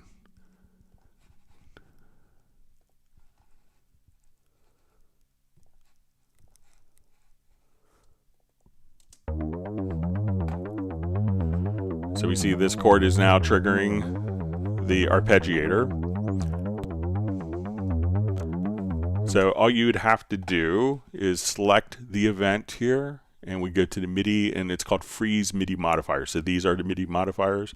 So now when we do that, we see that the arpeggiator is now being reflected in the particular MIDI event. So we go from maybe just block chords that were being held, and we want to adjust and basically embed the effect, the arpeggio, into the event.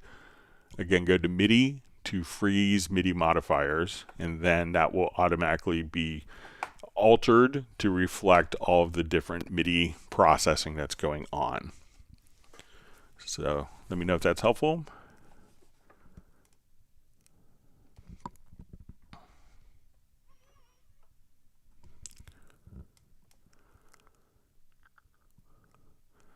So Tim K has nice words, says, I agree too that these Club Cubase sessions are a tremendous advantage to Cubase versus other DAWs. Here we've got resources and people to help us solve on those learning curves.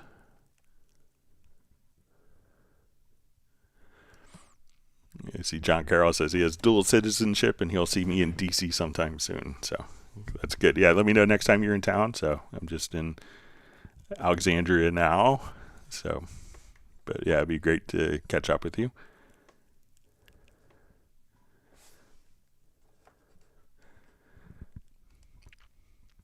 See, Daniel says, this is the best beat I've seen you make. So I just kind of randomly make them up. So it's yours if you want. You could copy it, mimic. So it says, stupid question, why are there 3 notes next to the sounds like hi-hat, closed, F-sharp 1? Okay, so I think it's with the beat designer. So let's come over here.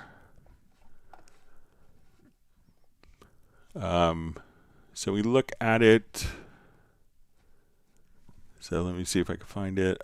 Where there these notes next to the sound. So these are the, when we see the notes here, like D sharp 0, E 0, these are the MIDI notes that are actually used to trigger that particular sound. So when if we wanted to play the kick, this particular kick sound, we would play E0, but if we wanted kick 1, we would play C1, kit 2 would be C sharp 1, snare D1. So these are just the notes that if you wanted to play it from your MIDI keyboard or drum machine or an electronic drum kit, then you could just simply know which exact pitches those sounds are used to play from a MIDI device.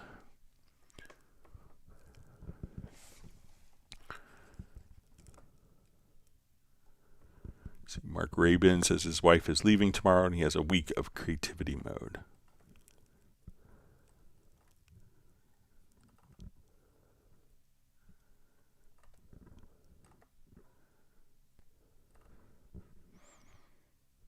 All right.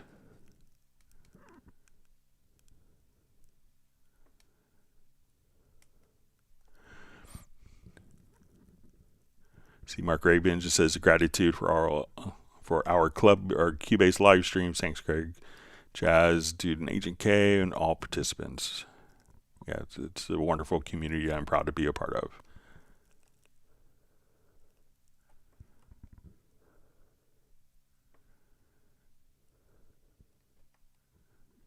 So Sable says, thanks, Greg. I think that will answer a question for FL Studio folks about Cubase DAW.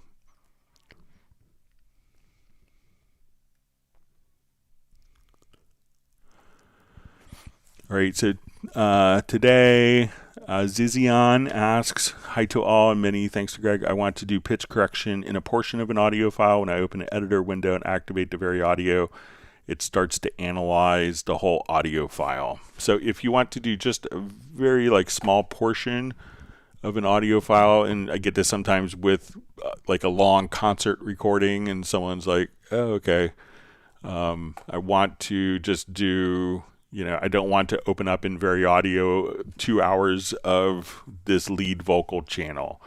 So what you could do is just kind of take a portion of the file. So let's say I want to take I'm going to grab just a tiny portion of the file. So, and I think if we do it with a range tool, and see if we do a bounce selection with the range tool.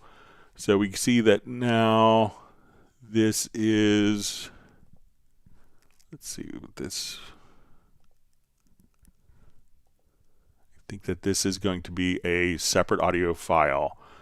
So we've turn this into a separate audio file, and now when I go to very audio, I think we'll just check that we're only going to see, no, it looks like everything there. So all right, forget the range selection. So let's come over here. I'm going to select the range. I'm going to hit Shift X, and then what we could do, so now I'm going to have this file selected. We go to my audio to bounce selection.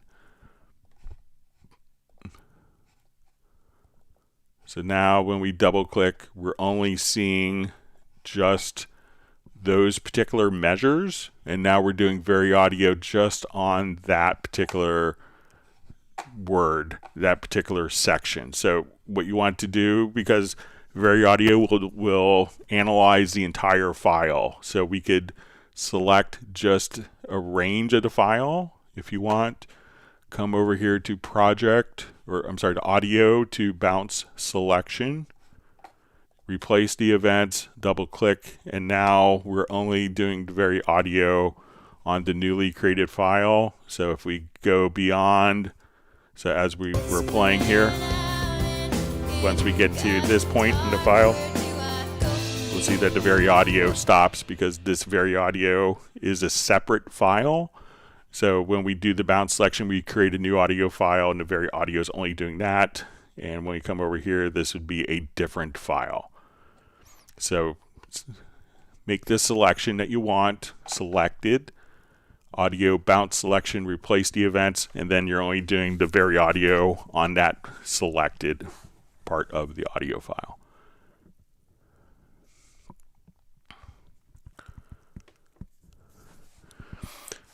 So we see Swarup Mandel says, hi, I'm new to Cubase and bought Pro 13. My question, is it possible to put third-party MIDI effects like Plugin Boutique Scaler 2 as MIDI effects? I bought this also, thanks.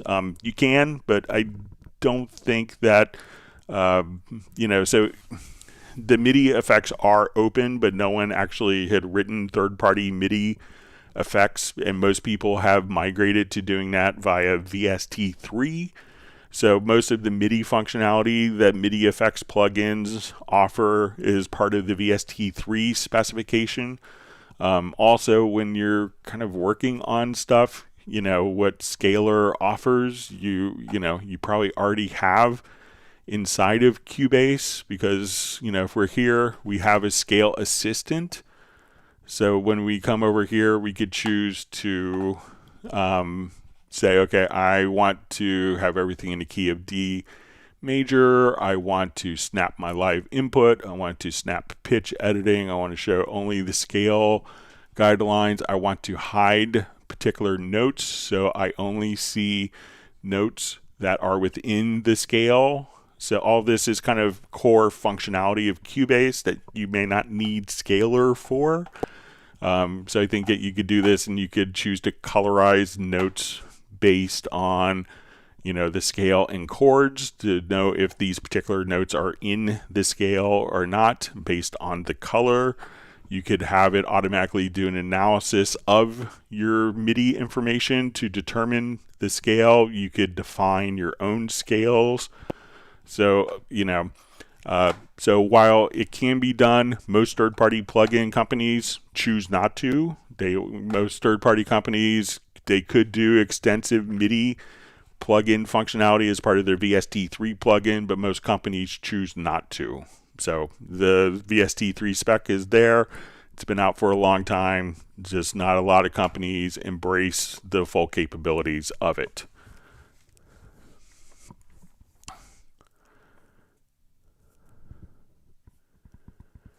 All right.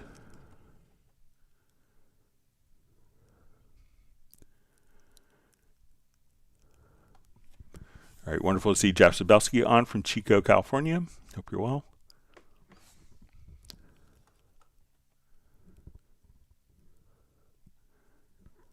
See, Randy from ProWash DFW has begun to bribe the nurses with Starbucks deliveries. That's a good move.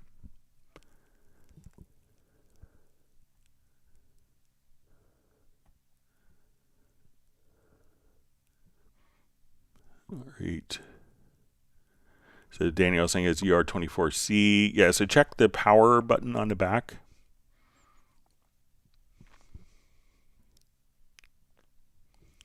All right. Okay, so you see it's getting power from the USB on a computer. So also make sure that, if you're try connecting it directly to the computer if you're connecting it into any form of a USB hub, and see if that makes a difference. All right. All right. Thank you for the birthday wish, Gerald Ely. We appreciate you being on, and always for your loyal attendance, and for everyone else, it's always on.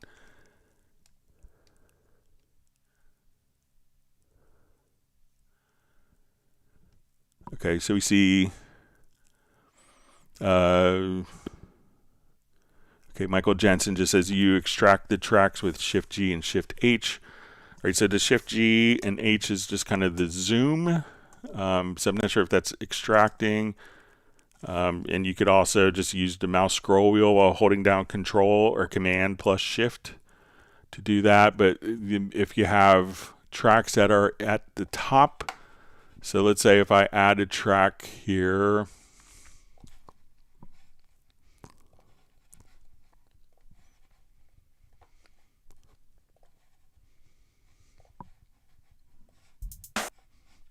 all right, so these would function as two independent zones.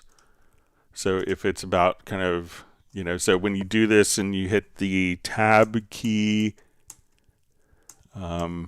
you could select kind of which is the active zone for zooming. So, because we may want like a lead vocal in this case. Let me just come over here, and I do this a lot where I'll take the lead vocal and have that in the top area. Because, for me, like, a lot of songs, the lead vocal is the key. And I'm basing everything around the lead vocal for the song. And now I could kind of zoom independently here. And if I wanted to zoom there. So these will function as kind of independent zones. And if you wanted them to be the same, you could just go to your project menu and uncheck divide track list.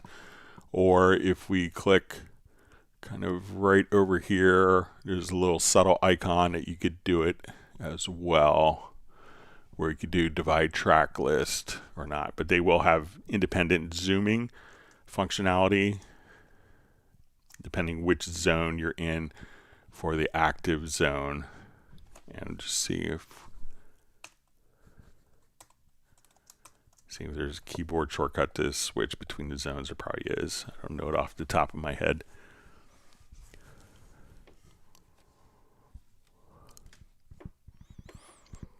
See, Jeff Sabelski says after today, it's back to his Dorco 5 project to finish it up.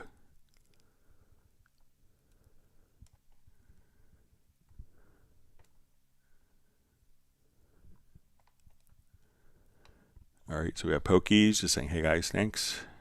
Thanks for being on. All right, so we see Robert Verbeek says, thanks, Greg. That was great. Have a nice birthday. Thank you very much. Jeff Sabelski is like button hitter number 82.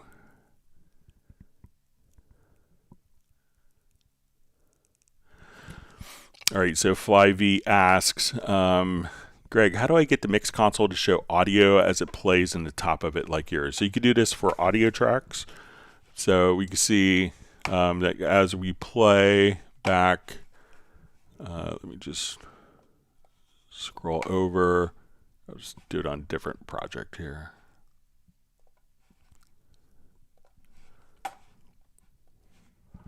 So you could change the meter type.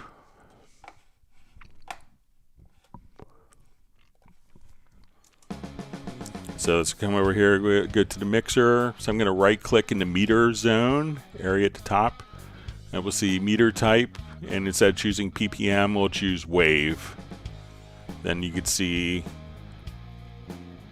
the wave meters. This is very helpful. And you can see like 2 seconds ahead, 2 seconds afterwards. So this is real time. So we can see the snare hitting here at the same time. So again, right click, meter type. You can switch between PPM, like a VU meter, and wave meters.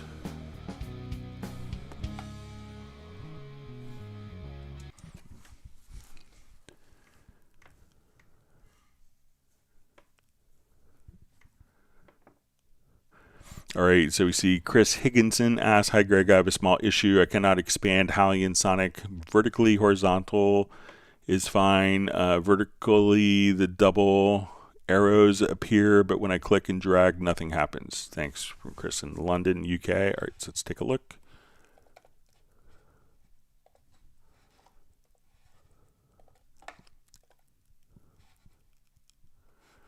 All right, so we come here, so we could extend kind of vertically, like if this part of the interface, but I think that this is kind of to be fixed for size, so we can't necessarily extend horizontally or vertically from this, but when we open up kind of the browsing window, that could be expanded to show more libraries.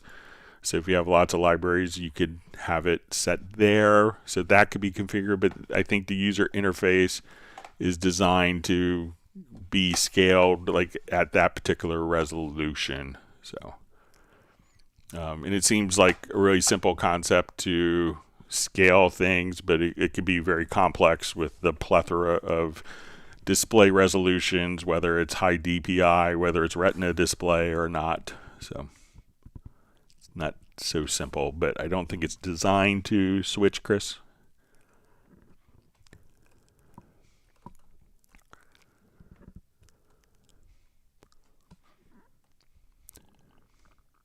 All right, we see Val just saying, woo, Cubase stream. All right.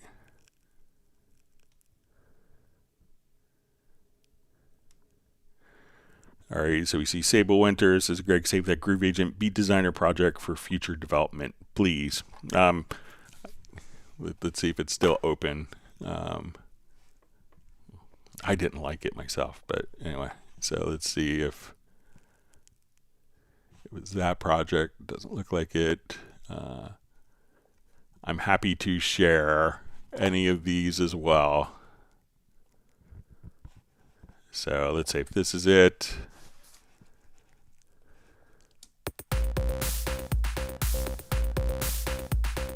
All right, I'll save the project here.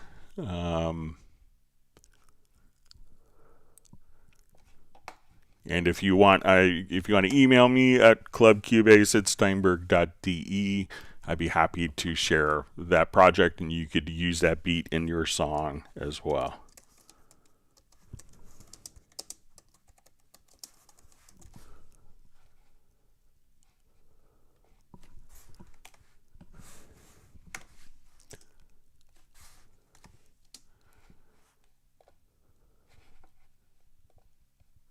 Yeah, wait till Friday. I'll show you some cool beats. All right.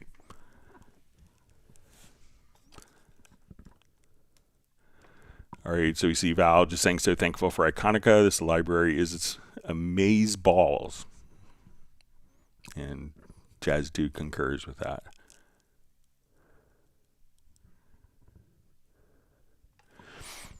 Okay, Stadia Gamer asks, what is the smallest possible grid size to which I could pin my sounds in the arrangement window? I need to make beats that are a bit off the grid so it sounds more natural. Thanks a lot. So it is down to the sample level. So we could switch our timeline. So everything is the highest level that you have in audio is going to be the sample rate. And then we have different views of different time formats that are based around a sample rate. So if we go to bars and beats, you move an event, it's going to represent the time values in bars and beats, but everything can be done to the sample level. So if we switch our main timeline here to samples, and I wanted to take this particular beat, and we'll just zoom way in, and I'll start this at a part where we can, let's say I'll just kind of cut.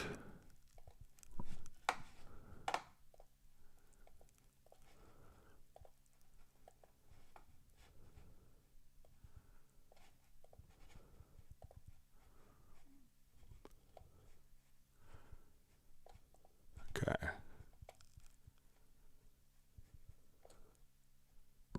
Let's just turn my snap off here real quick. Okay, so I set my timeline here to samples, and we'll blow this up and I'll zoom way in. Okay, so we go down to 192,000th of a second. That should be pretty high. So if we wanted to actually nudge, we could choose to nudge by one sample if you want to. So I could just come right over here and we can say, okay, I want this to start at sample 728,037 or 36. So these are at the highest resolution a digital audio can be. So you're not restricted to, okay, I get 32nd or 64th notes here. You can move it down to the sample level. So as I move this down to the sample level and we kind of zoom out to something realistic, you may notice that it doesn't seem like it's really moving at all. But everything can be done at the highest possible resolution of the sample rate.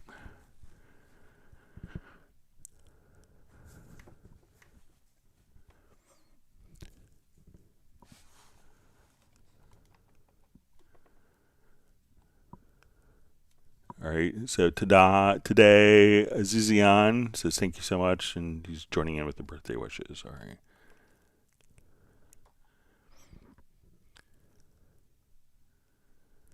Okay, Swarup Mandal just says thanks, Greg, for the answer. All right, so FlyV asks, how do I add my own samples in Beat Designer? So really all you'd have to do, let's say we will come over here. So Beat Designer just triggers the MIDI event. So if you want to add your own samples, you could use something like Groove Agent SE. So let's say, okay, I want to come and we will go to Groove Agent SE. And let's say I want to do my own samples. Like we could just find, let's say maybe like a kick sample here.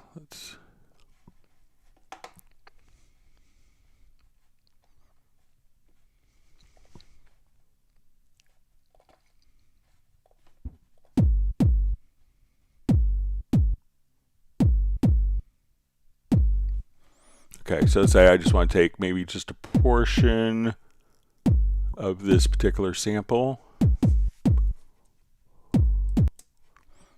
Okay, so let's say I'll just drag this into my project window here. I want to take maybe just a portion of the file here.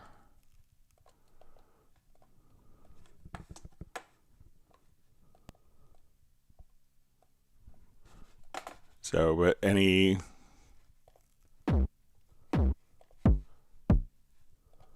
just find just quick.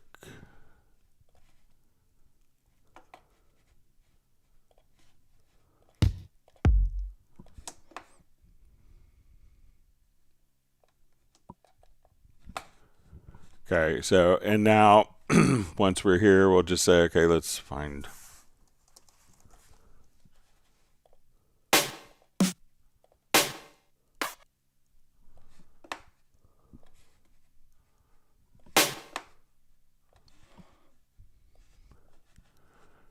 Okay, so now,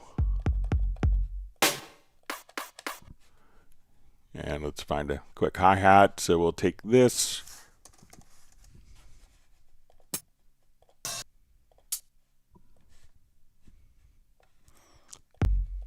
All right, so we just dragged our own samples into Groove Agent. We will select the particular track here. Let me just find where the Groove Agent is. Okay, so it's right here.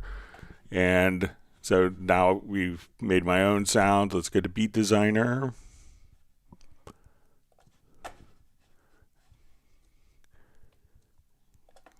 And we'll just solo this track here.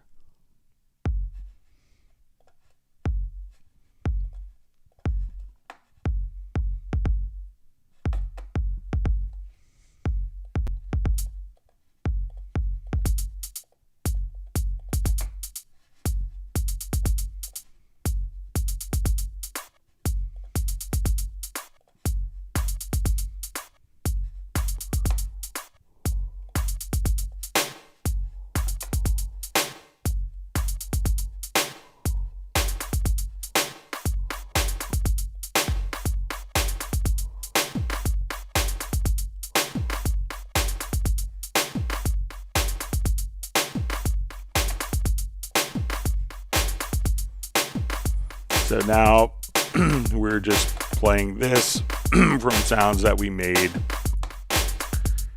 within the Groove Agent. So you take your own samples. Again, so Beat Designer will just send out the MIDI notes. So if you're using other drum software, you could use other drum software, use Groove Agent, use Howling In, whatever you want. And so whatever sounds you have access to, it can have access to and just trigger those particular sounds.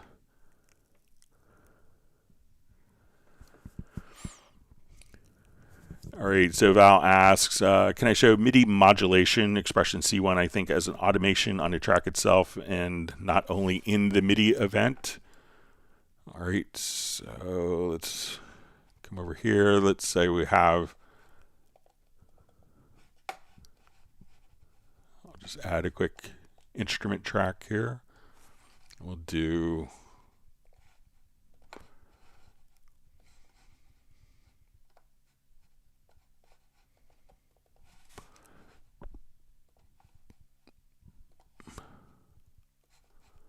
all right, so as we come over here, let's just draw a couple notes in. And let's add some modulation data.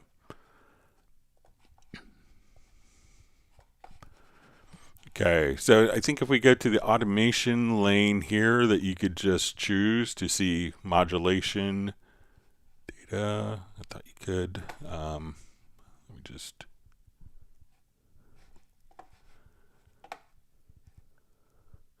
All right, now there is a setting. So if we go to your MIDI, you could go to your MIDI menu, you could go to CC Automation Setup. So here, like when we want to go to global settings, we could say, let's show it as an automation track. So now let's see if I made that change.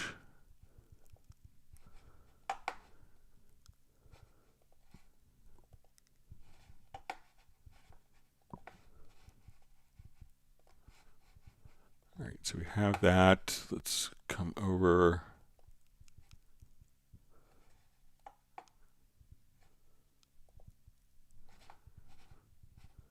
All right, so let me just check my CC automation setup, because so you could actually choose, let's say, automation merge modes. We'll say, let's show the modulation. So basically you could choose in the MIDI definition in the CC automation setup for it to go. Let me just record new automation. CC data.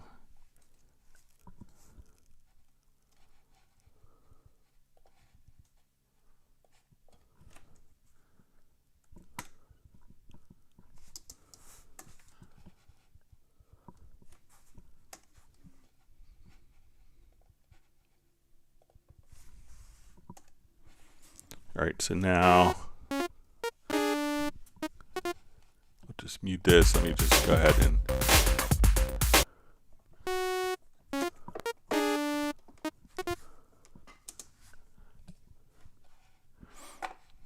okay, and now when we should see it.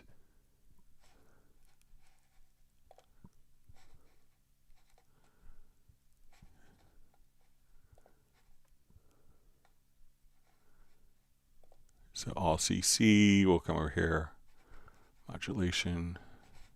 Yeah, so it should show up there, and I've done it in a number of live streams, but it's basically if you go to here, we can see your CC automation set up, and then we could choose to have these automatically go to like the automation track.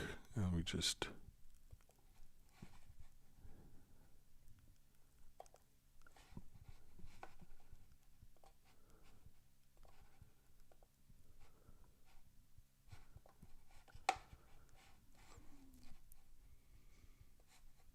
and I'll just try one more time, record new automation data.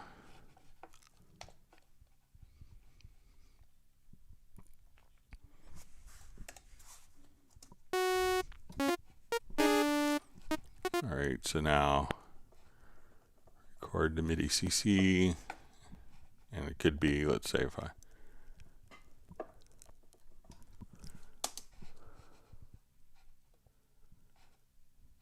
yeah, it should show up there. Not sure why it's not, but it's going to be, this is the window where you could choose whether it's going to show as automation or MIDI CC data. So I'll see if I can get that figured out for Friday's live stream.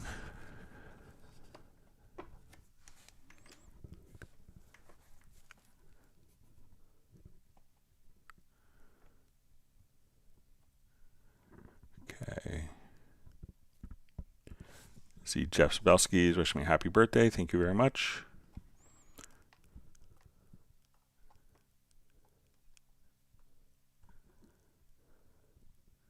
As is Val. Okay.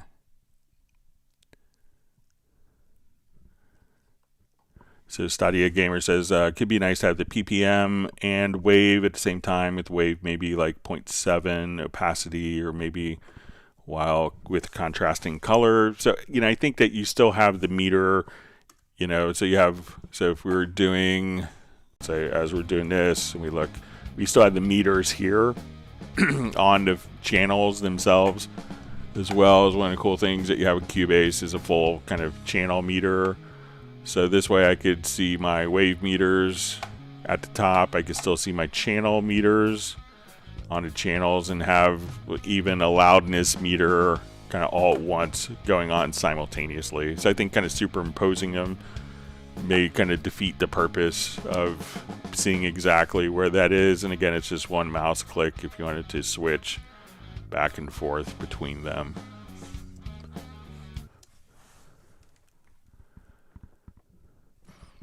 All right, so FlyV says, also, I can't see the meter section in the mix console. So when we're here, you want to just make sure that you see the meter bridge. So you'll see this little setup, kind of the setup window layout in the very far right-hand corner. And then just make sure that meter bridge is checked right there. So off, or on and off. So let me know if that's helpful for you.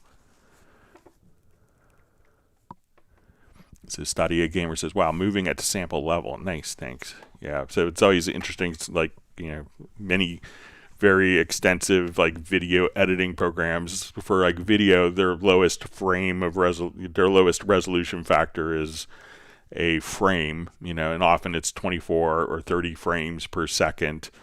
So, it's always interesting. Like a lot of video programs, when you do audio editing, you can only do it at the frame level because they don't really expect or have any expectations of anything being between frames. Whereas audio, you say, oh, we have 2,000 elements between each frame. So.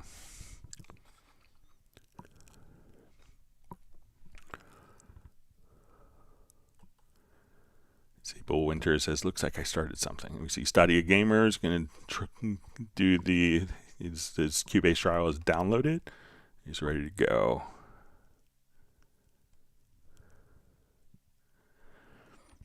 Let's see, Nick says he's getting bombarded by fireworks here, celebrating the bloke who tried to blow up Parliament. Yeah, my neighbor found some 4th of July fireworks on Halloween and was setting them off with, tons of little 2- and 3-year-old kids in the street, so it wasn't so good.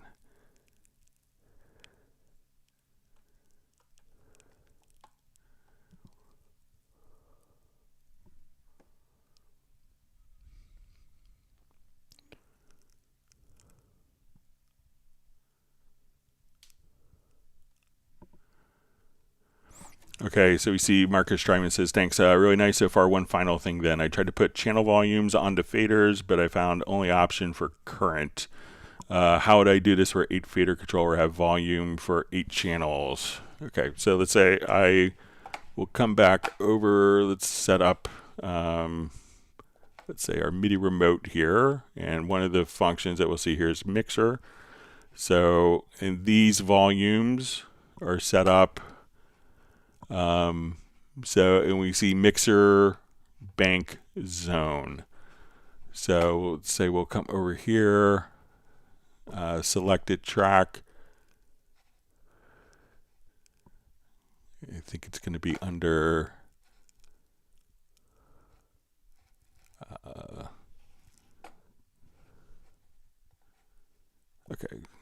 okay, so we see this is the mixer bank zone here. Sorry. All right, so we can see channels. So if you go to the setup here, and the setup is if you have a 16 channel fader, so you want to go to the mix console, mixer bank zone. So here you set up, I have 8 faders, I have 16 faders, I have 24 faders. And then as soon as we come over here, we could see that when we go to, so we have our setup. So once that is set up, we can now come over to the channels, and this would automatically show channels 1 through 8. So as we come over here, and then for channel 1, we want to set this to volume. Okay, and then we would go for channel 2. So we would do this for each of them, set it for 1 through 8. So we define the number of channels in the setup, and then we'll see those number of channels appear.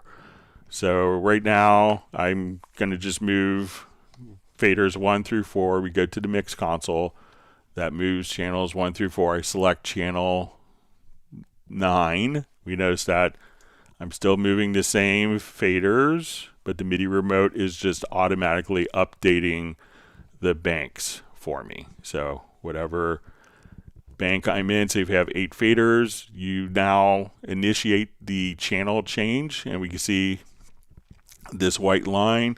I go to channel 10. Now we are controlling the second bank, so the banking is automatically implemented for you. So, but again, you want to go within the MIDI remote, and when we go to the mapping assistant, go to mix console, mixer bank zone to set up, and then you'd see your 8 channels and what functions that you want. So whether it's panning for those, pan left, right, or if it's just volume, etc.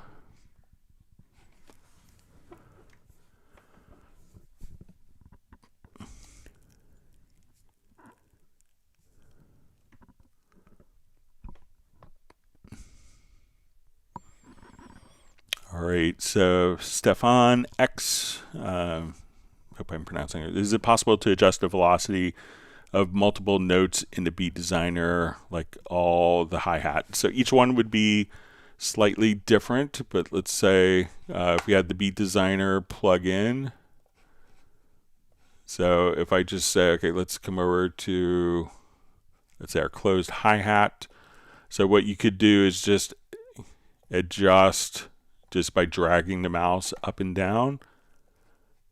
You could adjust the velocity, but just like, and if you want it to, so as you click, we could just adjust the velocity like these, but it would be kind of done individually. So we see if we have low velocity, we see that it will get yellower with higher velocity and colors, but I don't think there's a way to select the multiple entries. So you'd have to kind of just come over, but it's pretty fast. And just to do it like so, just click and hold the left mouse button down and adjust.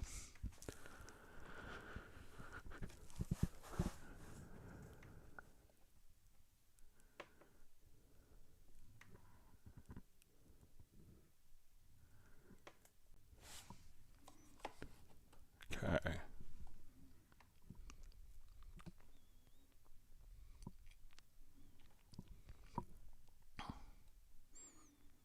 Okay, so we see Kapalan Kugavel just says, happy birthday, Guru Love from Sri Lanka. Thanks for the kind wish, and thanks for joining us from Sri Lanka.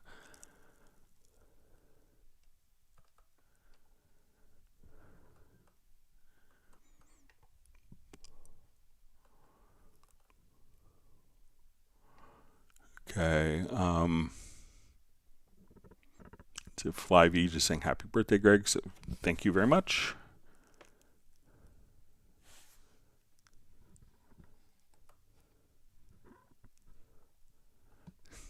You see John Koskian was sending thanks to Michael Teams for the ice cream.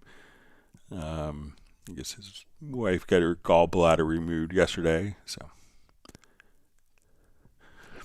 All right, so we see Marcus Strymon. Any plans for a future Steinberg fader controller? Amanda CC121 is missed. This with 8 or 16 faders would be a beauty. So, we've tried, very hard with Yamaha to do different controllers. There was a really high-end controller called a Nuage. It was really kind of aimed at, very advanced post-production mixing workflows. It's probably like the most comprehensive control surface ever conceived for digital audio workstations. It was very expensive to do controllers of that quality is very expensive. That didn't do commercially as well as Yamaha would have liked, so it was discontinued. So I think the approach that we're taking is, instead of trying to create a controller specifically for Cubase, is to make all of the controllers that people have sitting on their desks in their closets work better with the software, so that if you have a 2-octave MIDI controller, you could, take each of those keys and do functions. You could take anything that transmits MIDI and do that, and really customize it exactly for what you want. Certain protocols were really designed with kind of an audio engineer perspective of we're always going to have one track per project, per fader, kind of like the paradigm of an analog recording console and tape, and some people like that. But in contemporary times, you want to be able to access all your plug-in parameters. You want to be able to bank as you see fit. That those concepts aren't really kind of as relevant or as kind of fitting in with contemporary workflows that customer expectations are requiring. So, I think the MIDI remote allows you to use anything that transmits MIDI, and you configure it exactly how you want, what you want. If you have an 8-channel device, you want the first 3 faders to do MIDI CCs for your orchestral instruments. You want the last 5 to do quick controls. You can customize it. So, like anything, when you have the ability of a lot of flexibility and the ability to customize things, that could mean it's more complex, but it will meet your workflow needs once you understand kind of the concepts. So I think, having a controller that's a one knob per function controller will never work, because you could have 100 knobs and then you have a plugin that has 102 parameters that you need access to. Then you're kind of stuck. So, I think the approach of the MIDI remote, of kind of open sourced, anything that will transmit MIDI can be used, and you could customize it very easily.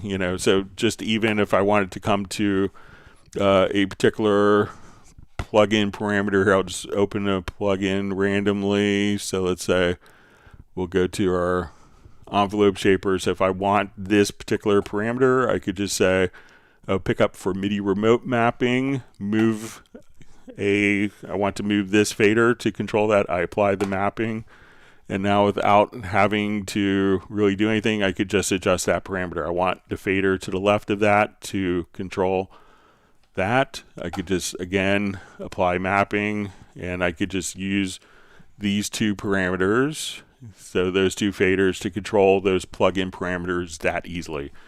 So I think that, the software concept of being able to assign the parameters very quickly and easily is, and again, using any controller that you want is kind of the right approach to it.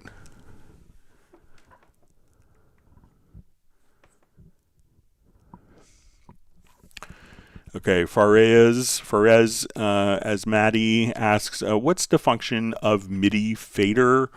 So, if we have a MIDI track,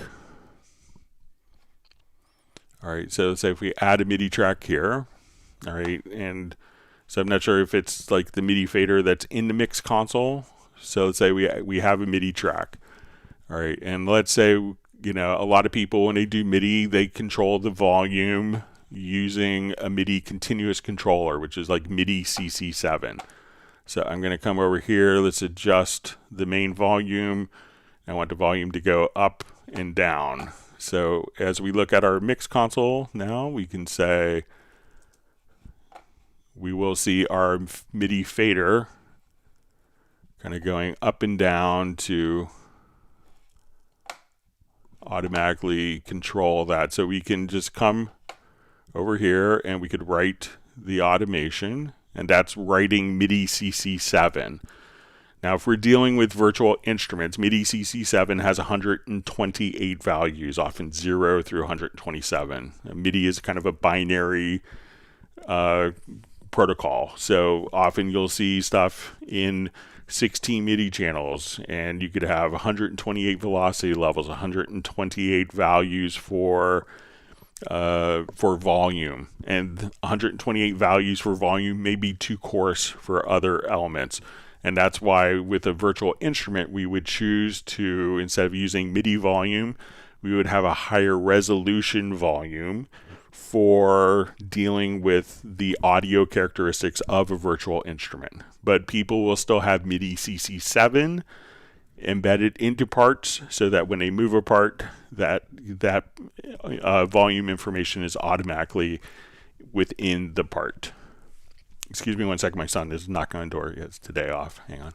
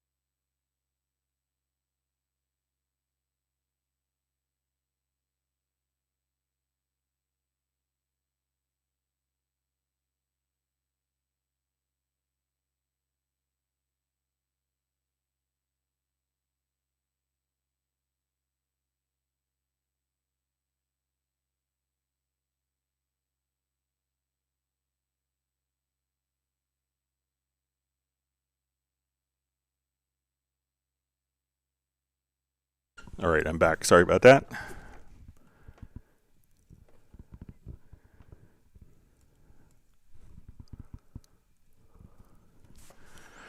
All right, Ashby Unlimited says, I will be upgrading my PC soon. I have Cubase 13 and many VSTIs. Is there any way to transfer the plugins and VSTs rather than reinstalling them all? So it really depends on the plugin. So Cubase, some people may choose to make a disk image of, of their programs and their VSTs. Not all licensing will kind of work with that. Some people will have all of the sample content on a drive and move that drive from one PC to the next. So usually Cubase you could install in 2 or 3 minutes. The content may be larger, so if it's for time restraints, the content is the thing that could take a while to download or to install, but the actual programs are pretty simple. But depending on your VSTIs, if you have native instruments, it may be different than using Arturia, which is different than another company. So each company may have a different approach to it. All right. Let's see, Flyview sends Meter Bridge. Thank you so much, Greg. Happy you know what. All right.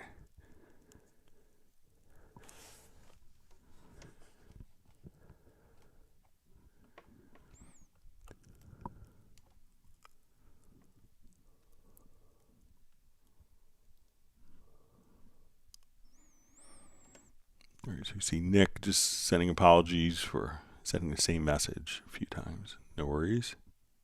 We're just happy to have you back on. All right, so we see George from Germany just says, happy birthday, Greg. Thank you very much.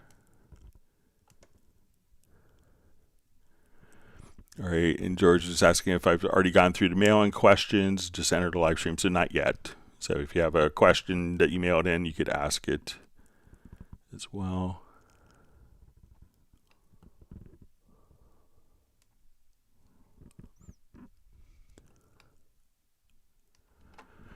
All right, so we see Musictron asks, do you think Cubase will ever allow folder tracks in the mixer to declutter? So, you can kind of do it already, so it may not be what everyone thinks. So let's say I have all my drum tracks in a folder. So I go to, I'll just revert this.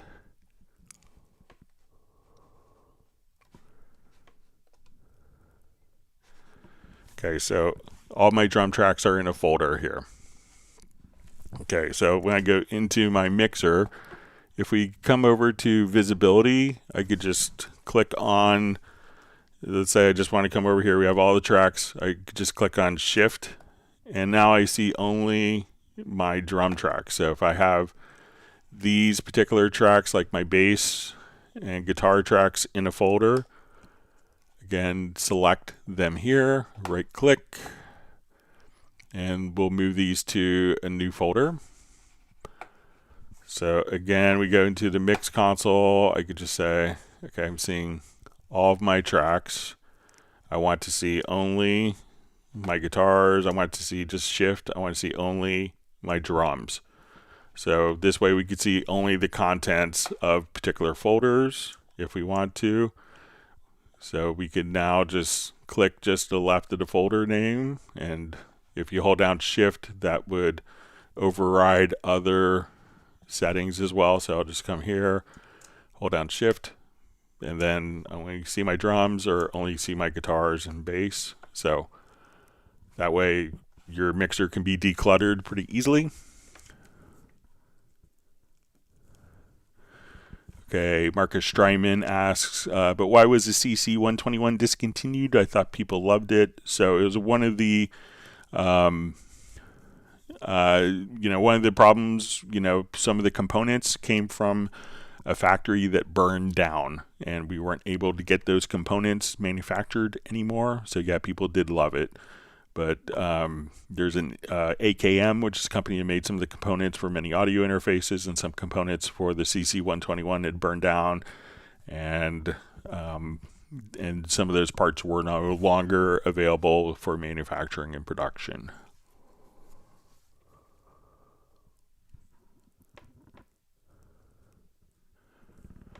All right, so you see question, for Beat Designer, I found a solution. You click on a hi-hat you want and hold the click and start adjusting velocity and drag your mouse all over the other nodes. So Marcus Strymon just says, wow, crazy, you people from Cubase are fabulous. This is better than any video game.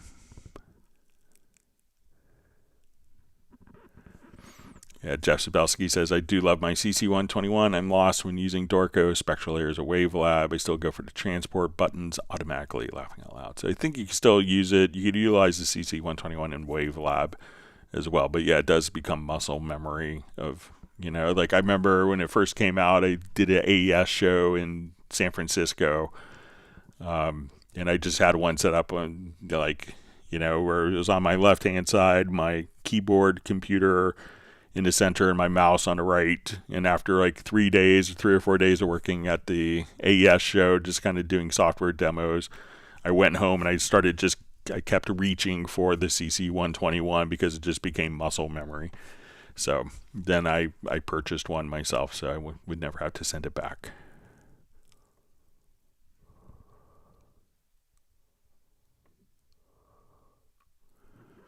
All right, wonderful to see Neil Conway back. Glad you can make it.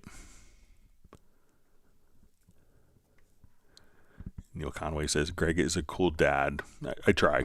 So my son, I got to see like a little paper he wrote of who his hero was, and I got chosen. So it was a big honor for me.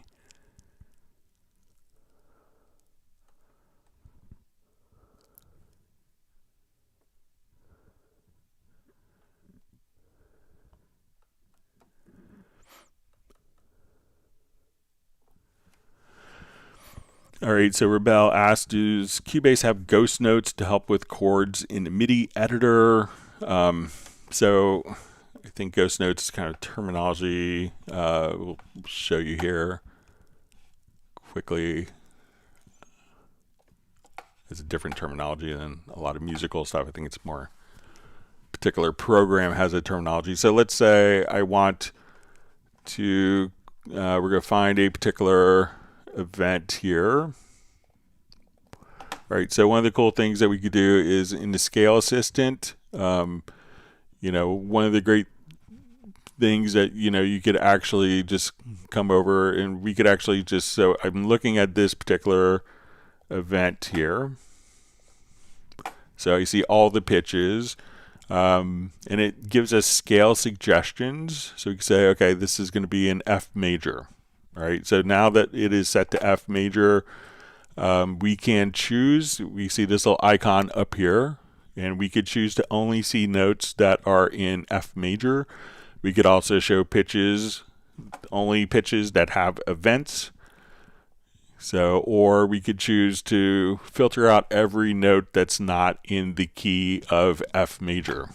Or if we don't have that enabled, we can also snap pitch editing. So let's say I come and I want to put in a note, oh, you know, this black key in the middle, that seems cool, but that's not in the key of F major. So when I go to snap pitch editing, if I wanted to put that note in, but that note's not in the key, so I could come over here and now I could only move it to notes that are within the key that's been specified here.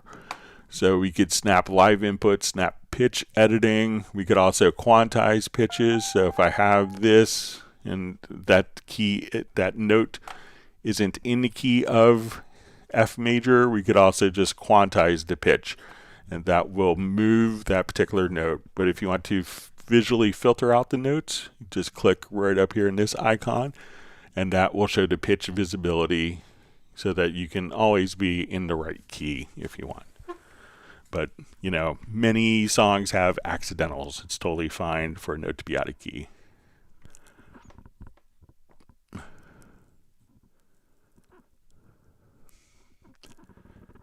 All right. All right, so we see Chris Toon. Great to see you on. It says there certainly is a group of regular attendees to the live streams. Yeah. So wonderful to see Jean-Marie Horvat is wishing me a happy birthday. I hope you're doing well. I really, saw the picture of the bird in your front yard that your daughter saw. It was really interesting. So thanks for joining us today. Everyone could Google Jean-Marie. He's a legendary engineer, R&B engineer, pop engineer, all-around audio engineer.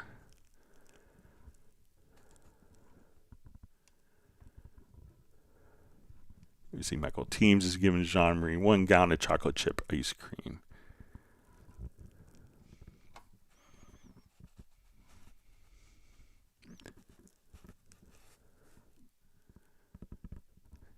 See, Ashby Unlimited says dad goals. Yeah.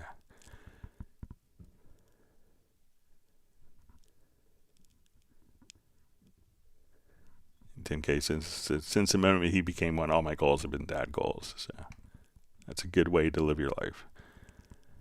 Okay, so you see Rebel says, thank you, it's exactly what I was asking about. So good. Yeah, so ghost notes can often be like little, very soft notes that are kind of varied in. Like, you know, you see it on like drums, like almost like little stick drags on snares. That's another meaning of ghost notes.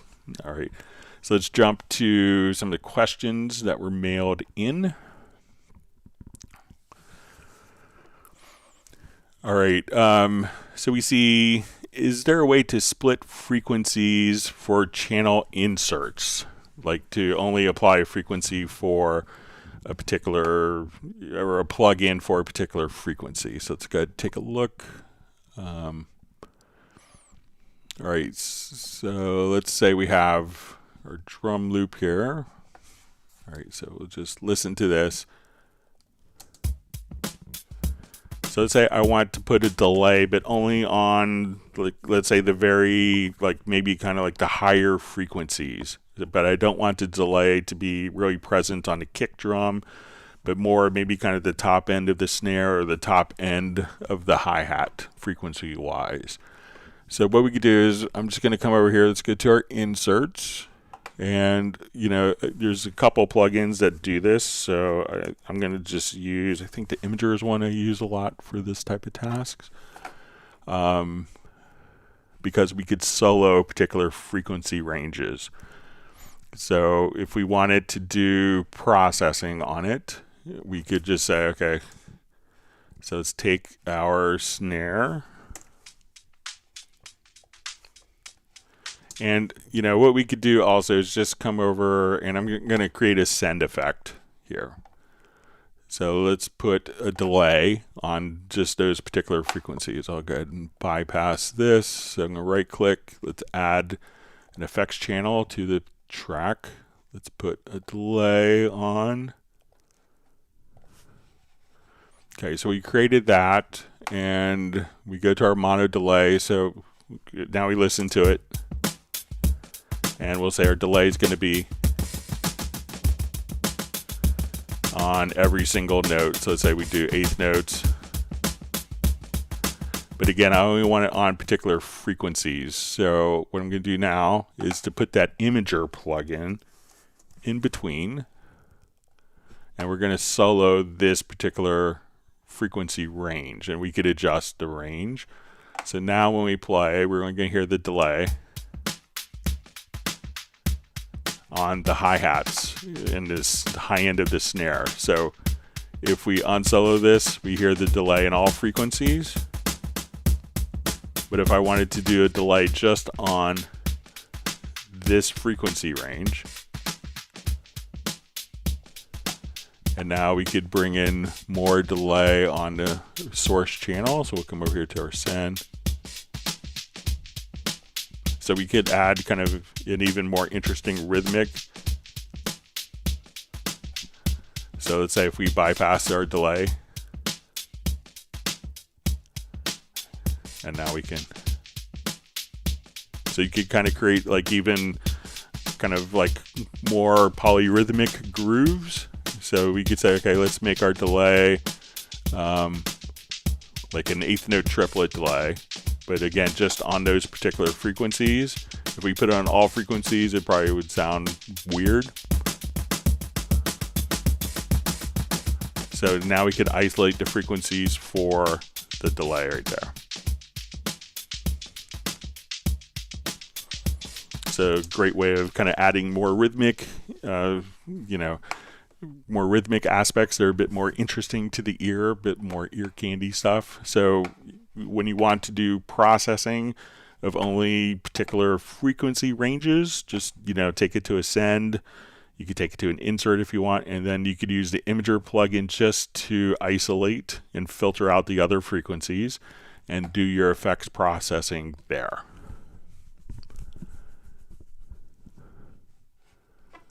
Okay, let's do a quick new project here.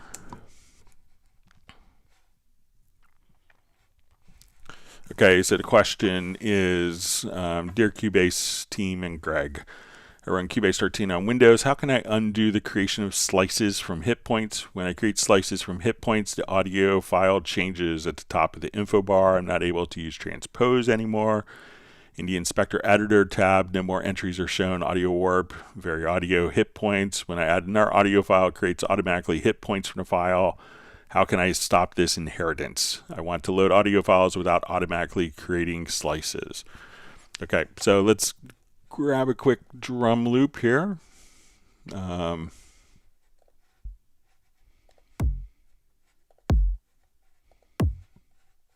just take off the filter. Sorry about that. Okay, so we have this file, and when we do this, Cubase will automatically figure out what the hit points are. Okay, so when we look at it, we could see that the hit points have been calculated automatically. And if you want to stop this, you go to Preferences. I think it's going to be under maybe Editing, Audio, Enable Automatic Hit Point Detection. So if we drag a file in now, there's no hit points because we haven't enabled that particular preference. Okay, so again, if we go over here to the Preferences or Settings, to Editing Audio, Enable Automatic Hit Point Detection. So just can save you a step, but if you don't want that. Now, what's happening if we come over to our hit points here, and we do, so I'm going to double click, and let's say we want to edit our hit points, and we're going to find the rhythmically significant points, and then we create slices. Okay, I'm going to take it out of musical mode here. Sorry about that. Okay, so now when we double click, and as you notice that some of the, I can't adjust the gain. I can't do a fade in.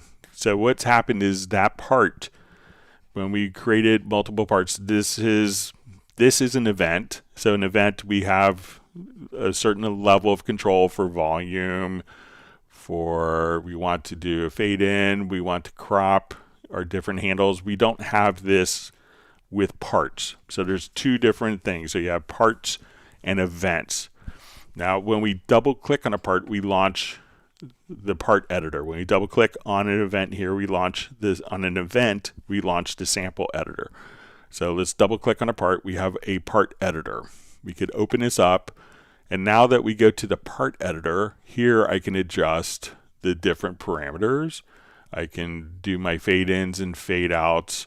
And then if I double click again, here's when we could go into the sample editor. So we could think of a part as a collection of events, kind of a holding container of events that could contain, so again, multiple events that could be grouped together. So instead of moving multiple events, I can move a part with all of these different elements within it. And this gives us kind of a secondary level of control. So I could, again, just double click and make my clip gain changes. I want to copy, I want to fade out. All these functions are going to be available right here. And then if you want to double click, and you could also see that you could put it into musical mode if you want.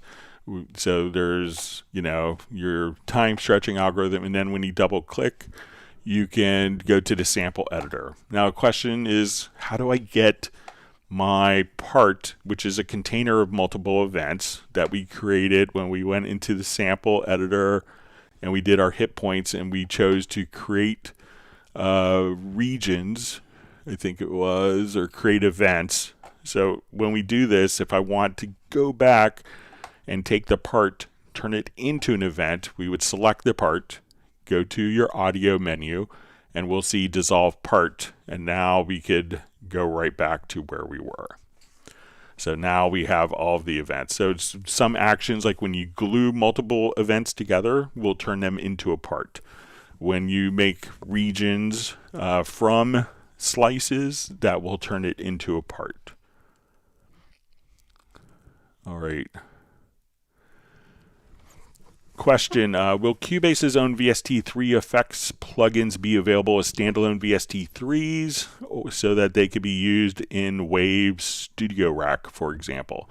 So the plugins that come with Cubase, the included plugins, they're intended to be only used with Cubase and not to be VST plugins used in other programs. So they are VST3 plugins, but they will be tied to Cubase. And it's kind of a standard industry protocol that, just because you bought a particular program, that those plugins aren't necessarily usable in other programs. They're generally tied to the particular application that they come with.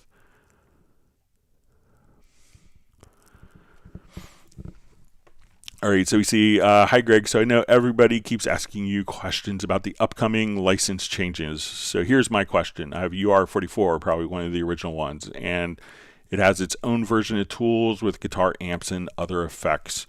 I was looking for the option to have it all changed to the Steinberg licensing, but can't find any info. My version is registered on my Steinberg account, but it still says with the physical dongle, the USB-E licenser. Is there anything I could do to get that to say Steinberg license? So I know that I've heard and I've asked the same question in some of our meetings. I have one this Thursday, but I know that they are planning to migrate those licenses for the built-in effects that come with the UR audio interfaces, that they're planning to have those migrated directly over to Steinberg licensing, several months before the cutoff. So I'd heard it was supposed to be September, but I'll see if I get a clarification. But they will be, and they are planned to be migrated to the Steinberg licensing, even if they haven't done it yet. So you have to wait for, I think, the colleagues at Yamaha to get it set up and configured for that. All right, next question. I'm using Cubase 13 Pro and was previously using Cubase 7.5. Now when I open up 13 and save anything, it defaults and saves it in 7.5 format. Can you please tell me how to save it in 13? Thank you. So when we save the particular audio project, it's a .cpr file. So the .cpr file has been the same file format since Cubase SX1 in 2002, all the way through Cubase 13. So the file formats are interchangeable. Probably what's happening is if you save the project, and I get this question a lot when people tend to, when they, let's say, come over, let's go to the documents and we'll go to projects here. We just do it by name. All right, so now when we come over here, we'll see like we have a CPR file. So this CPR file, it's probably not this format that's set to Cubase 13 or Cubase 7.5. When we come over here, we can say open with, and then at this point you could just change that your Cubase 13 or your .cpr files will open with Cubase 13 as opposed to Cubase 7.5.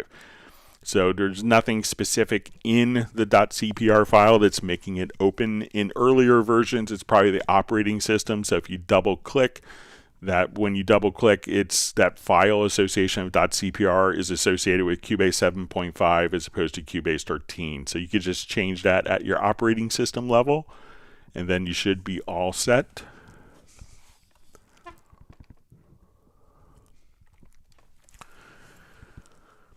All right, another question mailed in.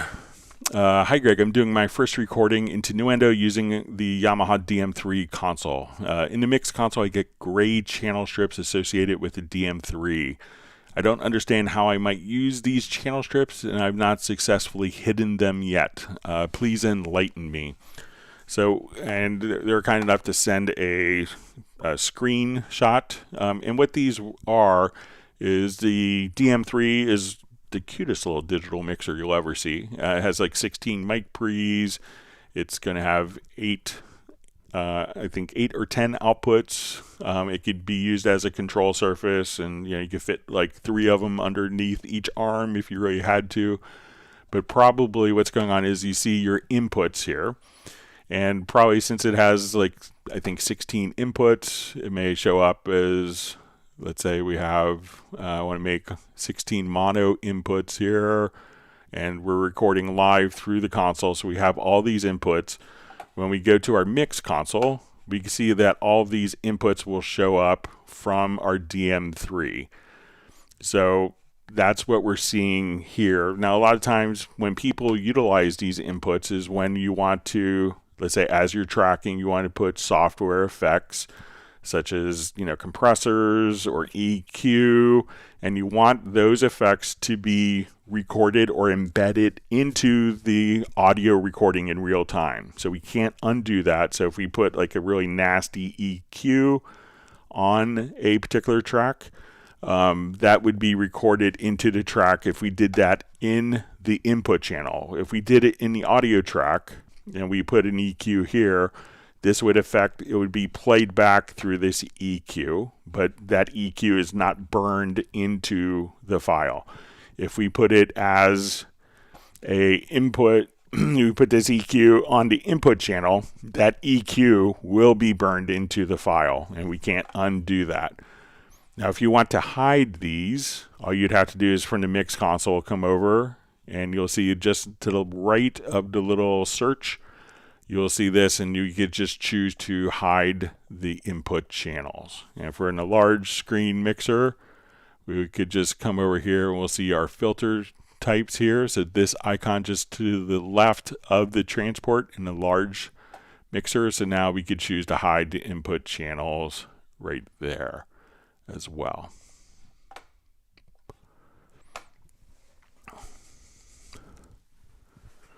All right, next question. Hey Greg, love the live streams. They are so helpful. I've attached a YouTube video with the issue I'm having. This is hard to describe, so I want to send a quick video. Basically, when I'm editing drums, when I cut the audio track and then pull the audio track past the cut part, the audio is missing from the spot of the cut on. All right, so let's take a look. And this is when I believe he was cutting a folder track with like drums. So let's go back to this. I'll revert.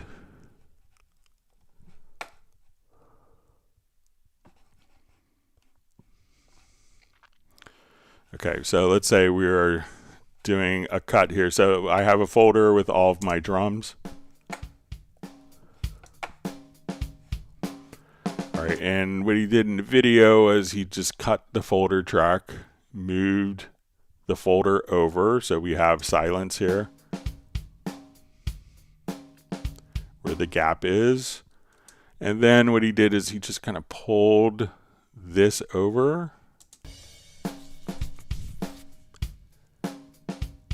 And then his video wasn't playing. So if we undo and redo.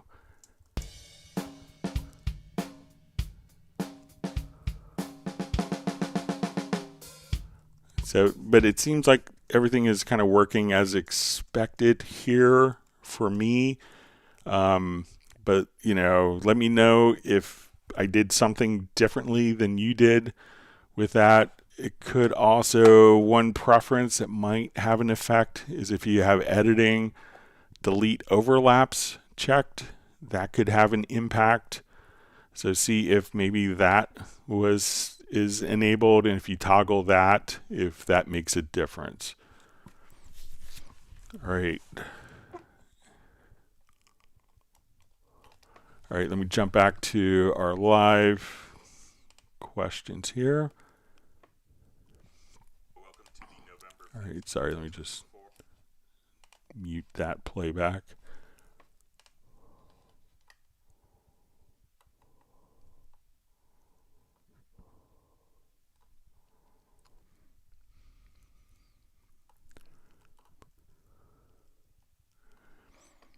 Okay.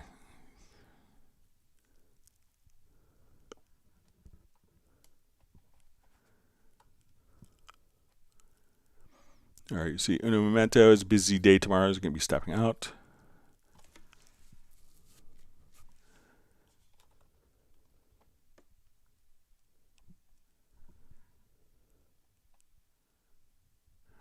All right, you see Chris Toon just says to Tim K, says part of the reason I don't drop comments that often is I'm just getting tons of improved understanding, just listening, even to stuff I didn't think I will use. Turns out it's so deep, it's worth it.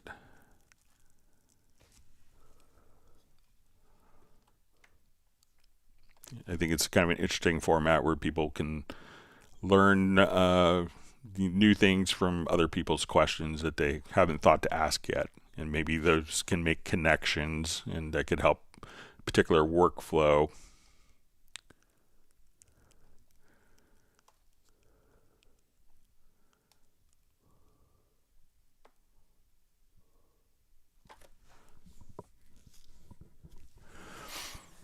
All right, so we see George asks, is there a way to hide the thin lines that are all over the project from the range markers and the marker track? It gets a little confusing to my eye. Not a big issue, though. Okay, so let me just add, I'll just take the marker track away, the divide track list here, and let's add some markers here. I'll make the markers obnoxiously yellow. Okay, so we'll drop markers in. All right, and I think it's just a preference to do this. So when we come over, maybe under event display, markers, show marker lines, and we can say, so we do this, we see all of our different marker tracks. So let's say just add tons of little markers, and as we zoom in, we could see that these markers are kind of on top of the events, and if we add tracks in between, we can see that these marker tracks, they may be on top of other events, but they're kind of always prevalent.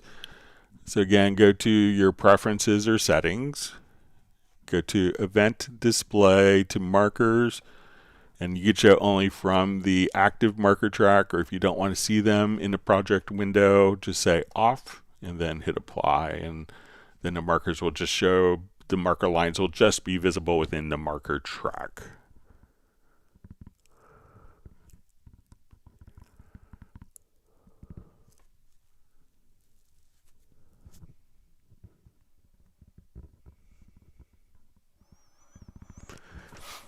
All right, so we see Flyv says, last question, Greg. I have an electric drum set. How would I route them all to separate tracks in a folder, I think? So if you have like separate tracks for kick and snare and hi-hat.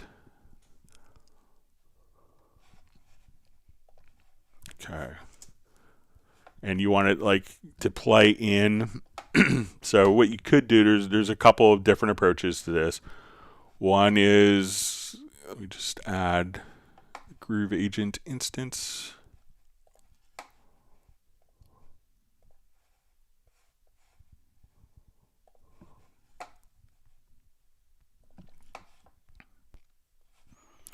Okay, so if we are just kind of playing, let me switch this over to patterns.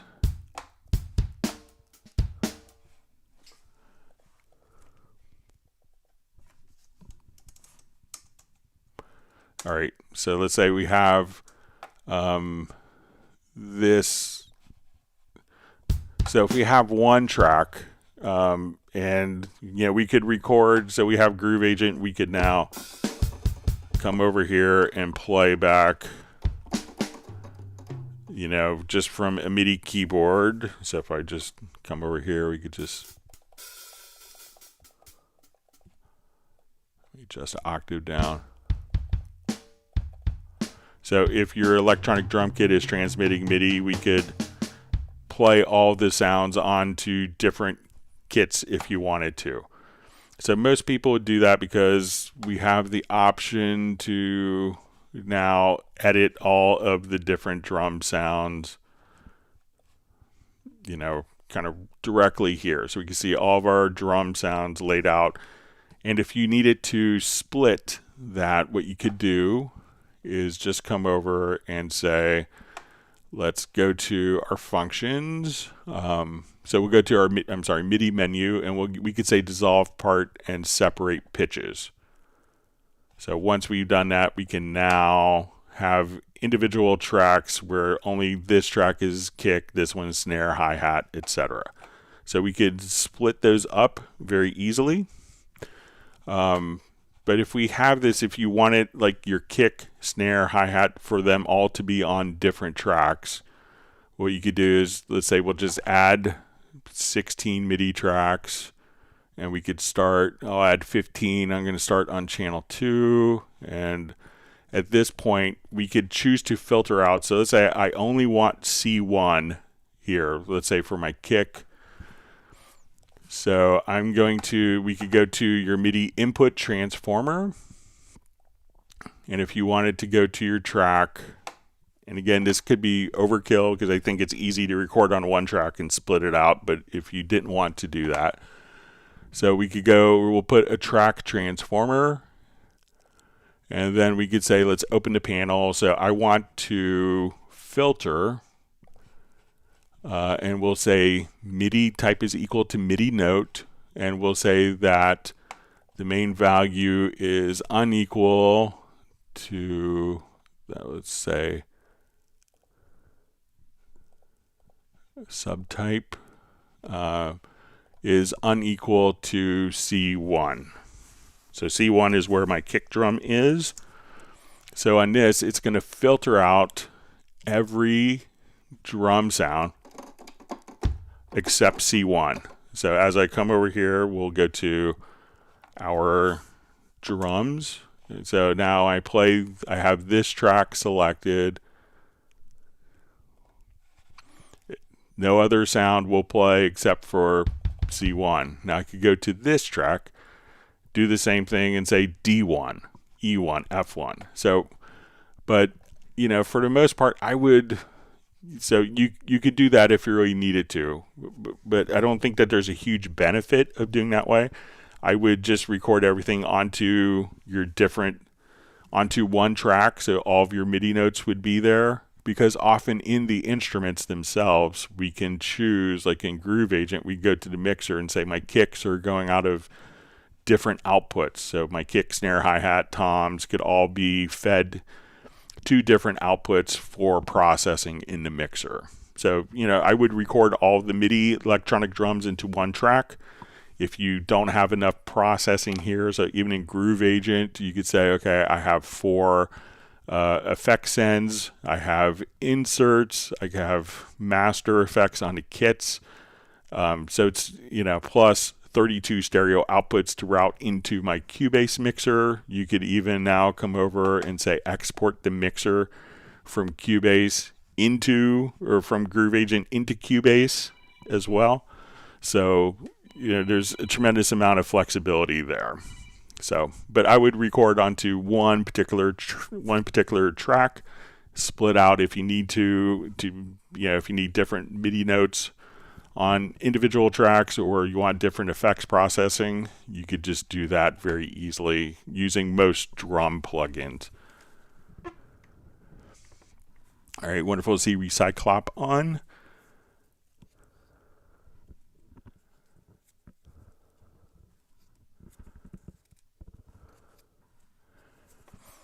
All right, so we see, it says, hi, I'm Sabi from Hungary. Would you please explain how I can move tracks up and down the fastest way in a project window? I'm on Cubase 13 Pro, Windows 10. Many thanks for your help. So the easiest way to do it, and for some reason there isn't a keyboard shortcut for this, but I would just, come here and you could just move the tracks. I know if you have like hundreds of tracks, it's kind of a pain, but you could just come here. There are, that's probably the fastest way. You could, and I've made macros for people where, I select this track and the bottom track and then move everything and then unhide all the tracks. But really the fastest way, and I know it seems silly, is just to physically drag the track up and down. You can see the green line, and then you could replace the track position that way. All right, wonderful to see Best Korean Jesus on, and he's just asking, when will Black Friday deals be announced? So probably closer to Black Friday. It's obviously just November 5th. I should have, so look for them, and it might be like a cyber deals week, something like that. I think it's a terminology that they've used before. But I'm sure there will be some. But we are just coming off of, I think the biggest promotion in Steinberg history with the 40th anniversary. So that was very successful.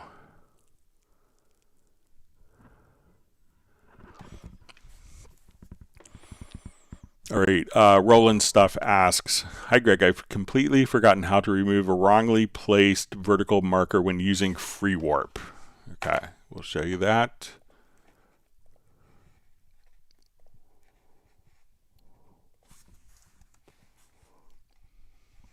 I feel the weight, I feel the weight. Am I here alone again? Just create an audio file, sorry. In the end. All right, so let's say we have, all right, I'll just move this up so we can see. All right, so let's say we are placing our free warp markers. We're doing like rhythmic editing. So let's say we come over here and I placed a free warp marker in, like, oh, that's a dumb place for a free warp marker. So if you hold down the Alt or Option key with the warp tool, it'll turn into a pencil, and then you could just erase the markers. So Alt or Option with the warp tool selected will allow you to erase the markers. And the marker that is white is the one that'll be erased. So if we have multiple markers, you could see that the one, as you hover close by, that's white while holding down the Alt or Option key, that's the one that will be erased.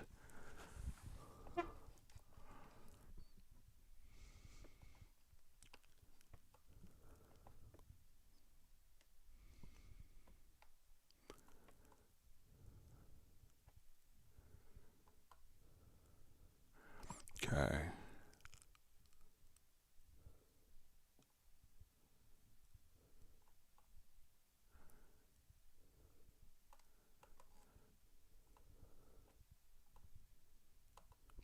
Sorry, just my...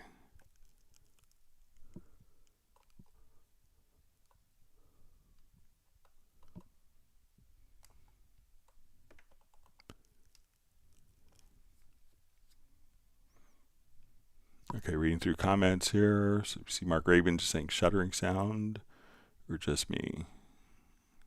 Okay, so you see Mark restarted and it's improved. All right, so we see from Rob, says happy birthday, and he just says it's a pleasure to have you as a resource for all these years. For me, it's very rewarding to be able to help people out. But thank you for the kind words.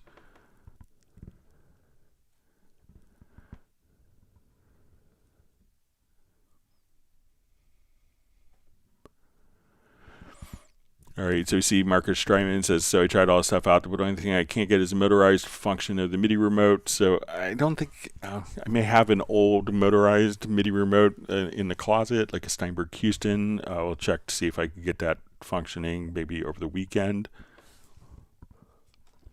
and see if we could show it on a future live stream. See, George is saying, cool, thanks, Greg. I had a feeling that although I've gone through the preferences multiple times. There's still more options than I have seen. So yeah, they kind of keep getting added, for different things. So I think it's an easy software solution. If you can't make a decision on should it be this way or this way, it's like, oh, make it a preference. That's the answer to all the questions. So.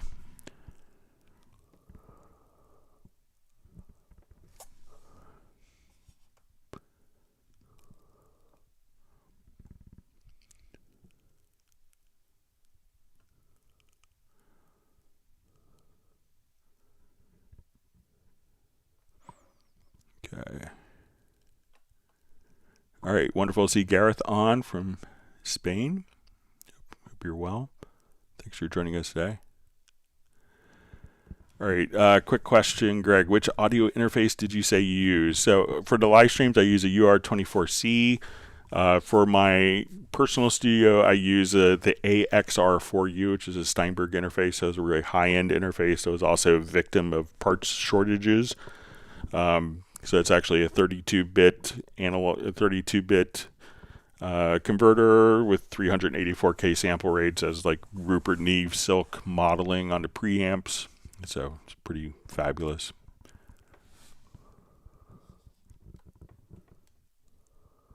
So there's an AXR4T, which is a Thunderbolt version, and AXR4U, which is USB.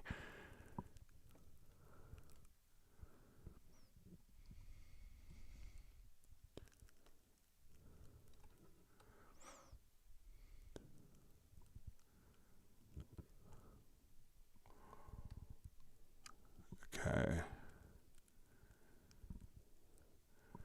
You see Gareth is on the train trying to listen to me and to the live stream. All right, Ashby Unlimited asks, how do you erase, cut out a section of a sample and have that gap close up? I tried it in sampler control, but couldn't see anything there.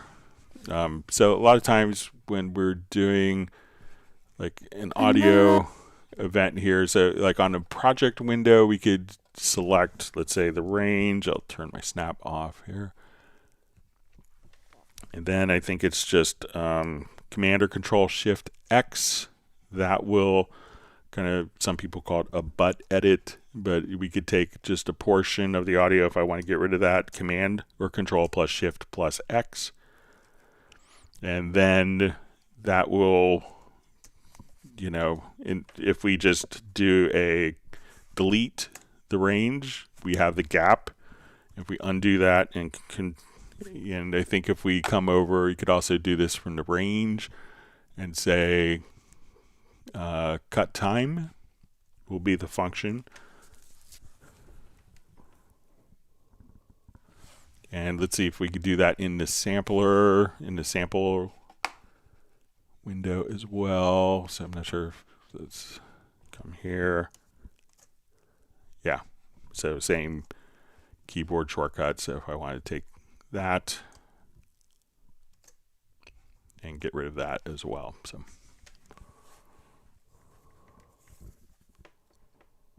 all right, we see Gerald Ely has made it back. That's great. See Roland stuff just saying brilliant. Thanks, Greg, for reminding me how to erase free warp markers. I'm getting more and more forgetful. So I think we all are as we age, but it's the irony of forgetting how to erase something.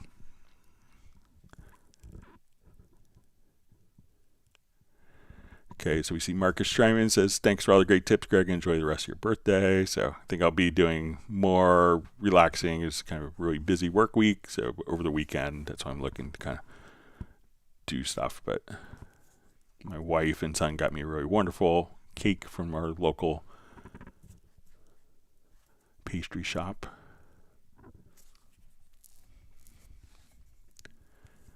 Okay, so Mark Rabin is saying that Michael Teams should give me a gold yacht, or a space station for my birthday. I'm happy with what I have. So.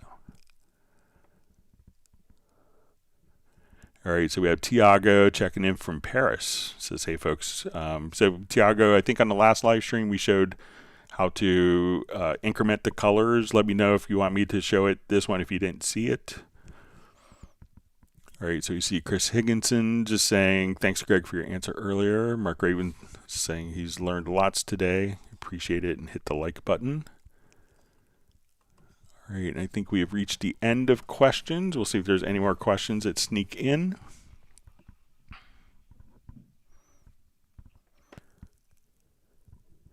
All right, so we have Witty Music checking in from Nashville. Thanks for joining us. Let me know if you were at the, we did an event 2 weeks ago in Nashville, I think on the 23rd, just about 2 weeks from tomorrow. We did a live Club Cubase there, so it's wonderful to see everyone. About 35 people show up. It's great.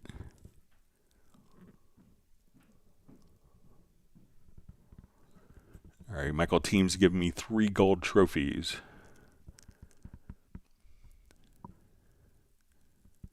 So Gareth is just saying, luckily he caught the answer, so that's good.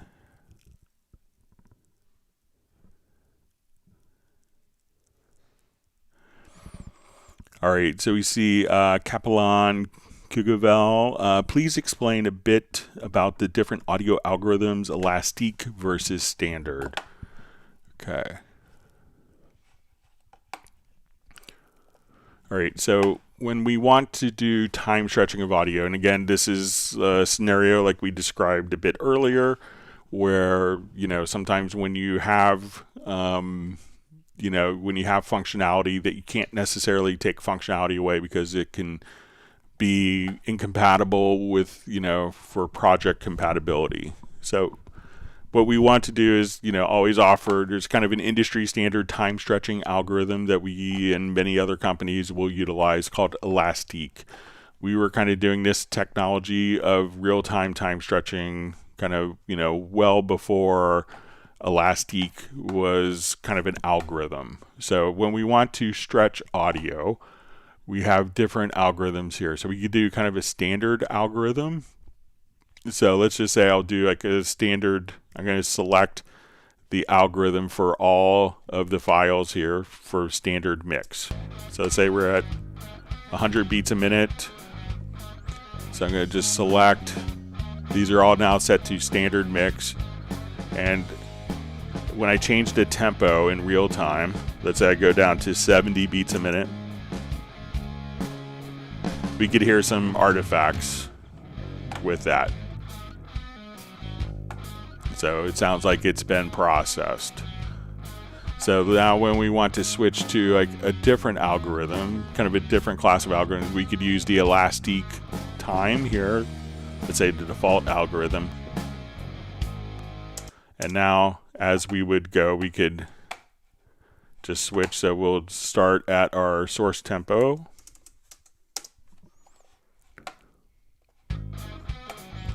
And say we'll go to 70 beats a minute. So you hear less artifacts there. So we could think of like the elastique as just kind of different algorithms, processes for time stretching audio. So probably the higher quality is going to be the elastique. And we can see time, and if it gets to a point where you're, individual files, you may apply different algorithms for individual files. So time could be more rhythmic. So if you wanted to do drum sounds, percussive sounds, maybe like a funk guitar part. And we can see pitch is going to be kind of more melodic. So vocals, maybe a guitar solo would use pitch. Now we could also do tape. So if I wanted to select tape, and let's say as we're playing, I want to go to a tempo track, we could mimic an analog tape recorder. So let's say we'll come over and we're at 100 beats a minute. And as we're listening to this, I turn on I could now, as we just kind of adjust our tempo, the pitch will slow down like driving an analog tape machine. So if I go faster than the original tempo, it's like doing very speed. And we can do kind of. So we could think of like for project compatibility with Cubase SX3 projects and earlier, we have the standard algorithms. And if we wanted kind of higher quality, more contemporary algorithms, we could use the Elastic algorithms for that.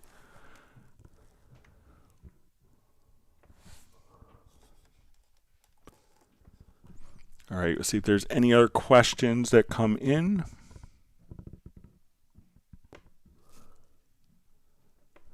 All right, we see Michael Teams is granted Tiago Absinthe Green Ice Cream. Sounds good.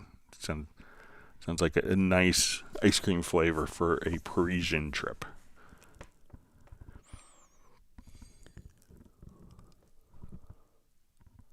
All right, Nick is saying, have a great week, everybody. It's so wonderful to see you back on the live stream, Nick, and we hope you're well. Thanks for joining us today. We've missed you.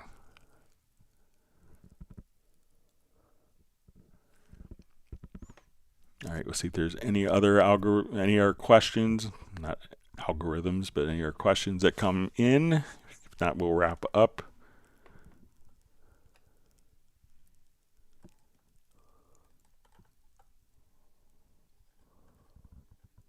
Given our 20 or 30 seconds, just in case there's usually a delay from when I talk to when you guys hear.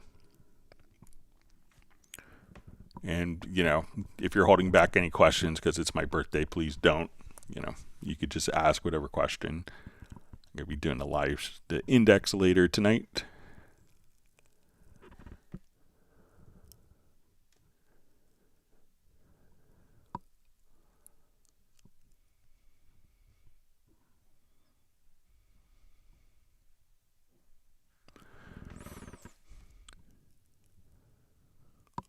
All right, so Sable Winters says, Greg, I created a chord track and selected vocals and now generate harmony vocals is grayed out. Okay, so let's say I'm going to take this and I take the guitar parts here and go to my project and say, we'll get to the chord track and say, we'll create chord events. All right, so we've done the analysis of it. You see our chord track show up. So it could be, so let's say I wanted to do a harmony on the bass part. So if I have the track selected and we go to audio, we can see that generate harmony voices is grayed out until I select an event that I want to generate harmony voices from. Then once an event is selected, then generate harmony voices will show up. But if no event is selected and you go to audio, generate harmony voices doesn't know what to generate a harmony voice for because it's not the track selection but the event selection. So once that is selected, then the generate harmony voices should show up for you.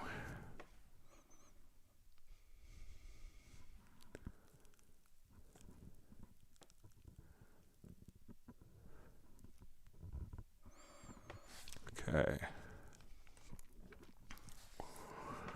Okay, Recyclop asks, can I save a project to a server and access from several computers? So the project, you could access the project from several computers. A lot of people do that with OneDrive and other like Google Drive type of cloud-based solutions. So you could do that. A lot of people will put it into the cloud if they wanted to, you know, go to a different computer and be able to access it at someone else's studio.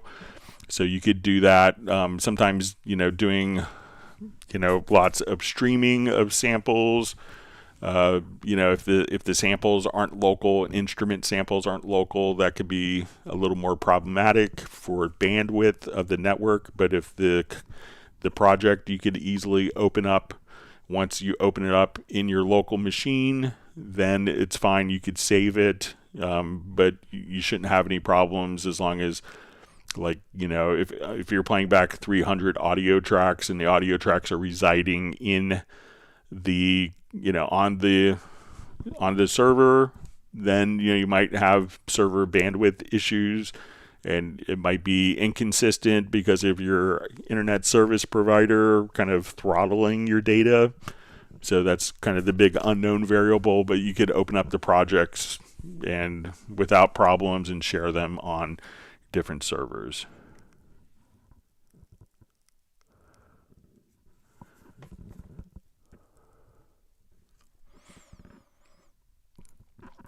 All right, so we see Capital Razor says, thanks, Greg. Another one. So, yeah. And Capital Razor wish me a happy birthday. Thank you very much. All right. Thank you for your kind words, Millard Brown. Great to see you on.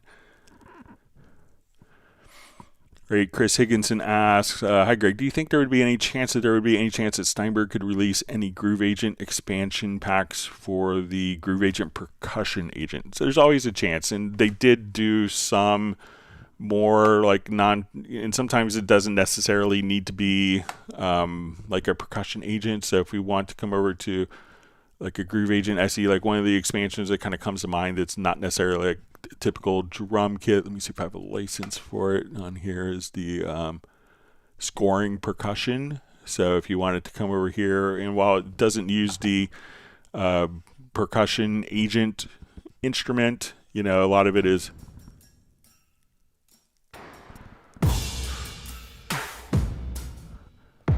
so there's all sorts of like kind of great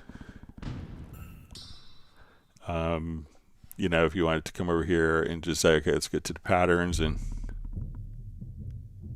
for like film type work. So this could be like more, but it doesn't show up within the percussion agent. But I'll ask. So it's always a possibility with that.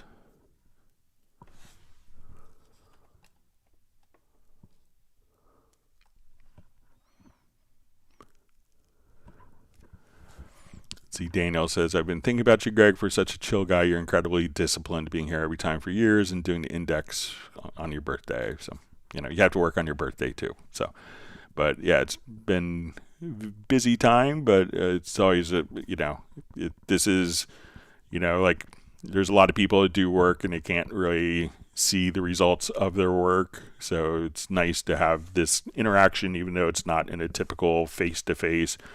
Yeah, but it's a great kind of connection to be able to work with different people, and you know, it's a thrill to help people.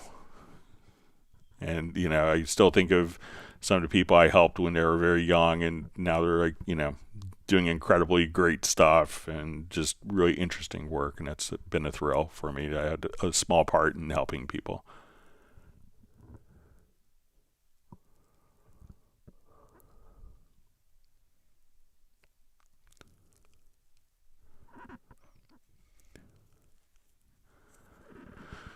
Okay, Marco Pollux asks, Greg, I've got 9 motorized faders, MIDI controller with display. If I connect it as Mackie control to Cubase, its screen displays corresponding CC messages and display. Fader 1, quick control 1, fader 2, quick control 2. Using MIDI remote gives me a lot of options. Not only is default Mackie control, but then Cubase stops sending info to the MIDI controller's display. Is there a way to solve this? So, you know, one of the things that you can, and I think this is going to be, like if we come over, let's say, if I come over here, let's, you know, one of the options you have, let me just see if it's, but there is like an option to just send the particular unit to the, let me just,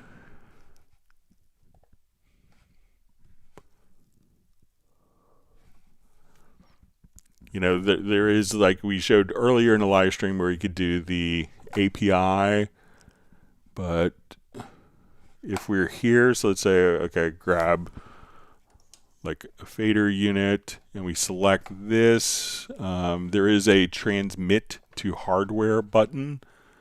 So make sure that that is checked right there. So as you're building the script, so you can come over here and, you know, make sure that that is checked right there. And I'll do some work. I think I may have to dig it out of storage in a closet. But I have a motorized fader unit, an old Steinberg Houston, that I could utilize just for 8 motorized faders. And I'll see if I can have that for next live stream.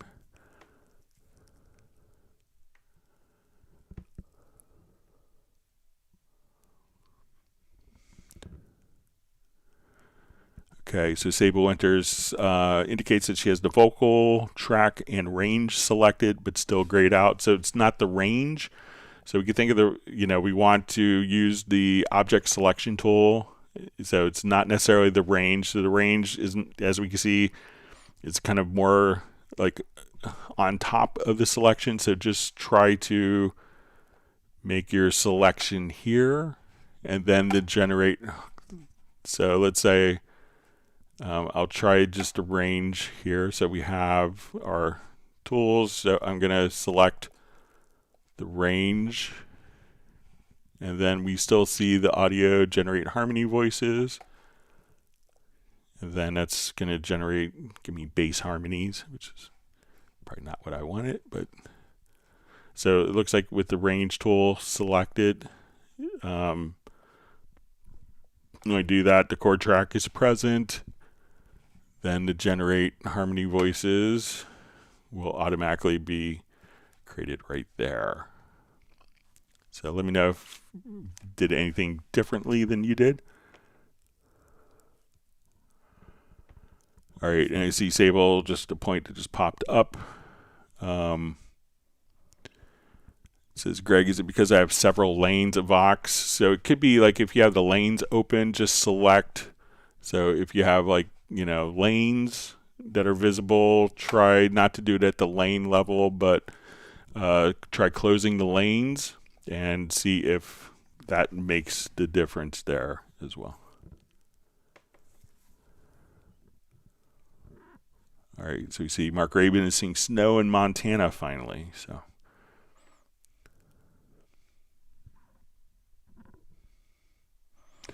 all right. Okay, so you see Marco's comment. So I'll see if I could dig into the MIDI remote API with my motorized controller and see if we get that figured out for you, Marco. All right, we'll see if there's any other questions that sneak in.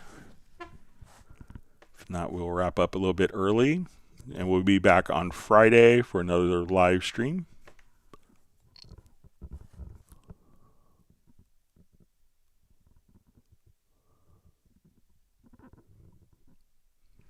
All right.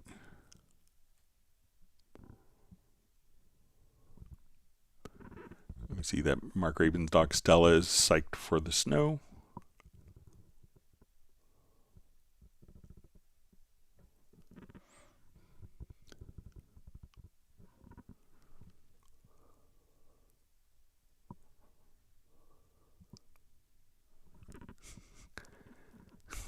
Gareth says, seeing as you're all in my kitchen, what do you all want for dinner? So,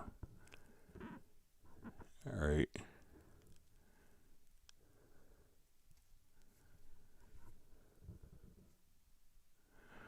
All right, so we see, hello, Greg, do you know if is an update coming soon to support OS Sequoia? I updated, mistake doing it, and now Cubase doesn't recognize my interfaces. I'm planning to go back to Sonoma. So what it could be is kind of a goofy Mac thing. So if you come over here, you may see a microphone at the very top, depending on your operating system, and make sure that when you click on, it seemed weird. All right, when you click on a microphone, that you give permissions. Because if you're not able to record in, you might have to just click on the microphone. But my operating system is too old to have that feature. But you might have to just give the permissions to Mac OS for Cubase to access your microphone.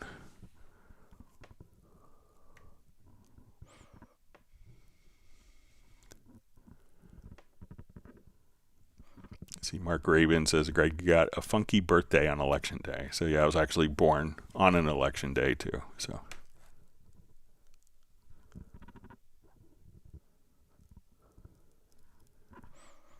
All right.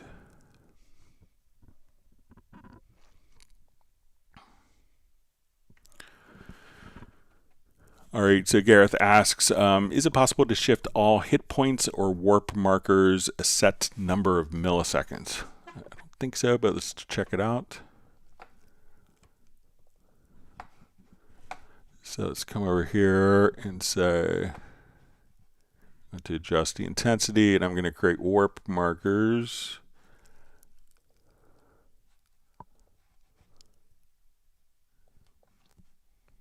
Let's zoom in. So I don't think it's kind of like a separate editable function.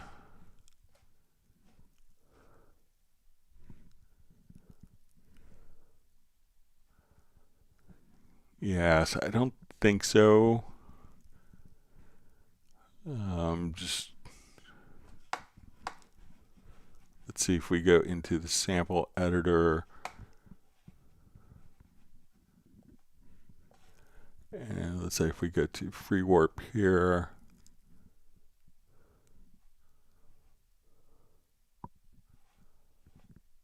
Yeah, I don't see any parameters. Let's see if the definition. Yes, I don't know of a way to do that. I don't think there is, but I'll kind of play around with it some more tomorrow and see if there's any way to do that. All right, wonderful to see Brian Sawyer, Senior on. Okay.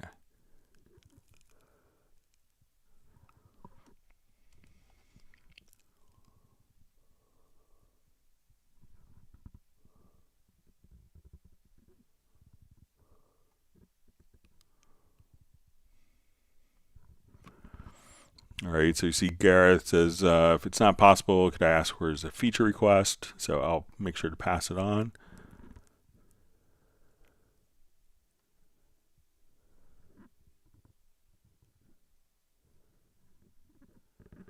All right, so we see Marcus Strymon just says, I just tried to get a MIDI remote in a new project and it shows my script 4 times. 3 are not active, but I can't remove them, and they utilize my MIDI ins pane. So, you know, do you have multiple scripts in your setup? So, like earlier, I had like 2 of the choice OS controllers, and I just went here and disabled one. So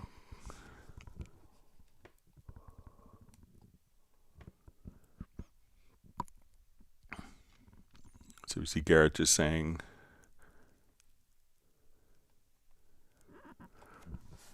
so Garrett's saying, it would be great to feature shift warp markers away from the transients and smooth any retiming. So,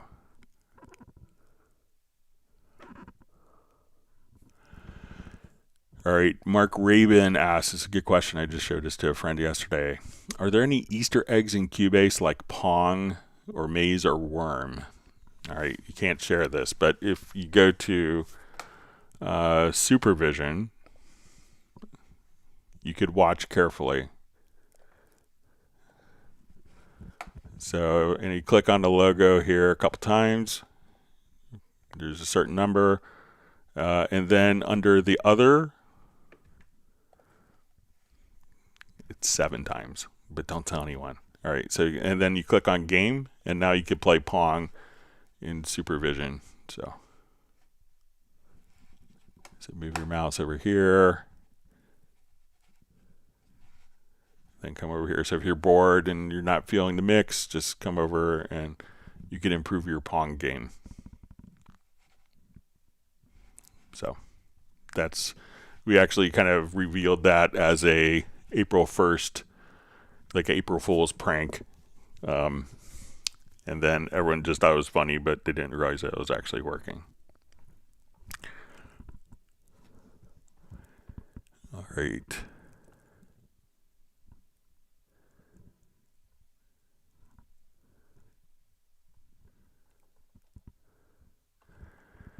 All right, let's see if there's...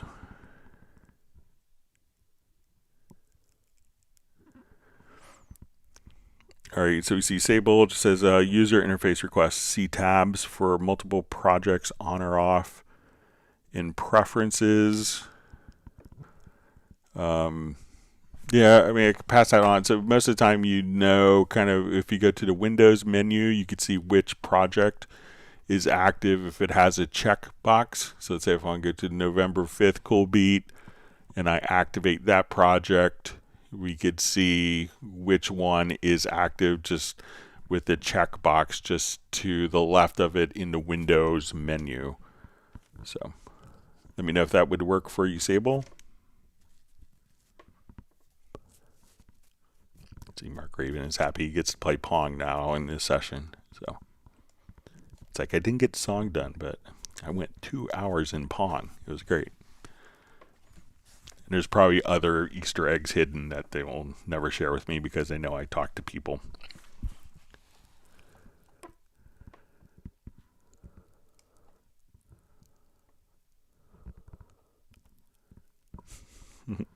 Mark Raven shared a good emoji.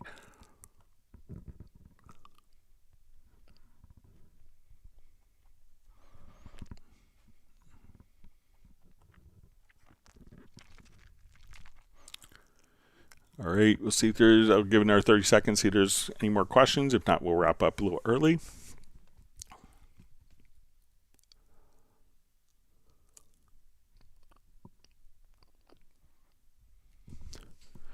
All right, let's take a quick look. All right, so we've had 1,201 people on the live stream today, popping in and out. Thank you very much.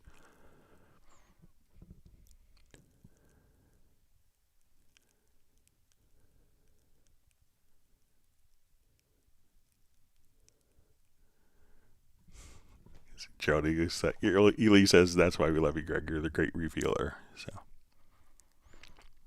yeah, I'm a notorious blabbermouth. So,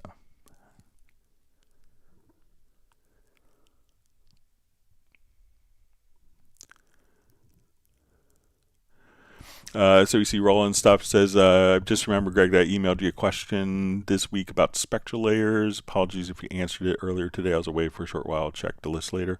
So I don't think I saw it, but if you want to ask the question real quick. But if it was last week, I did just get a response this morning that I could email if it's about the tools question. So I got it back, a response back from the developer. So let me know if it was about the tools presets.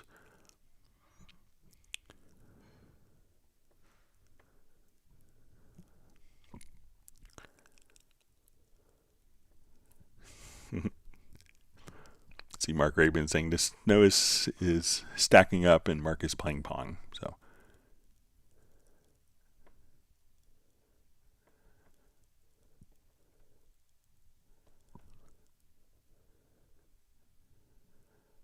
All right, so we see Jazz Dude says, any news on the trivia prizes? So I haven't heard back, but there's a lot of activity going on at Steinberg, so may have to wait for a couple things to settle, but I'll continue to kind of chase it up. All right, so it looks like we are out of questions. I want to thank everyone for all the wonderful questions. I hope that everyone's learned a new tip or trick. Yeah,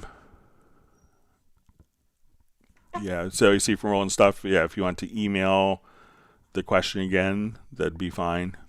But I appreciate everyone, all the wonderful questions, and thank you for all the great birthday wishes from everyone. It means a lot to me.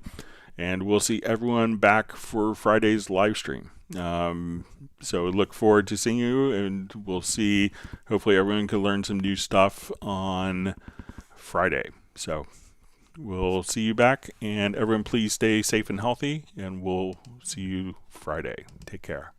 Goodbye.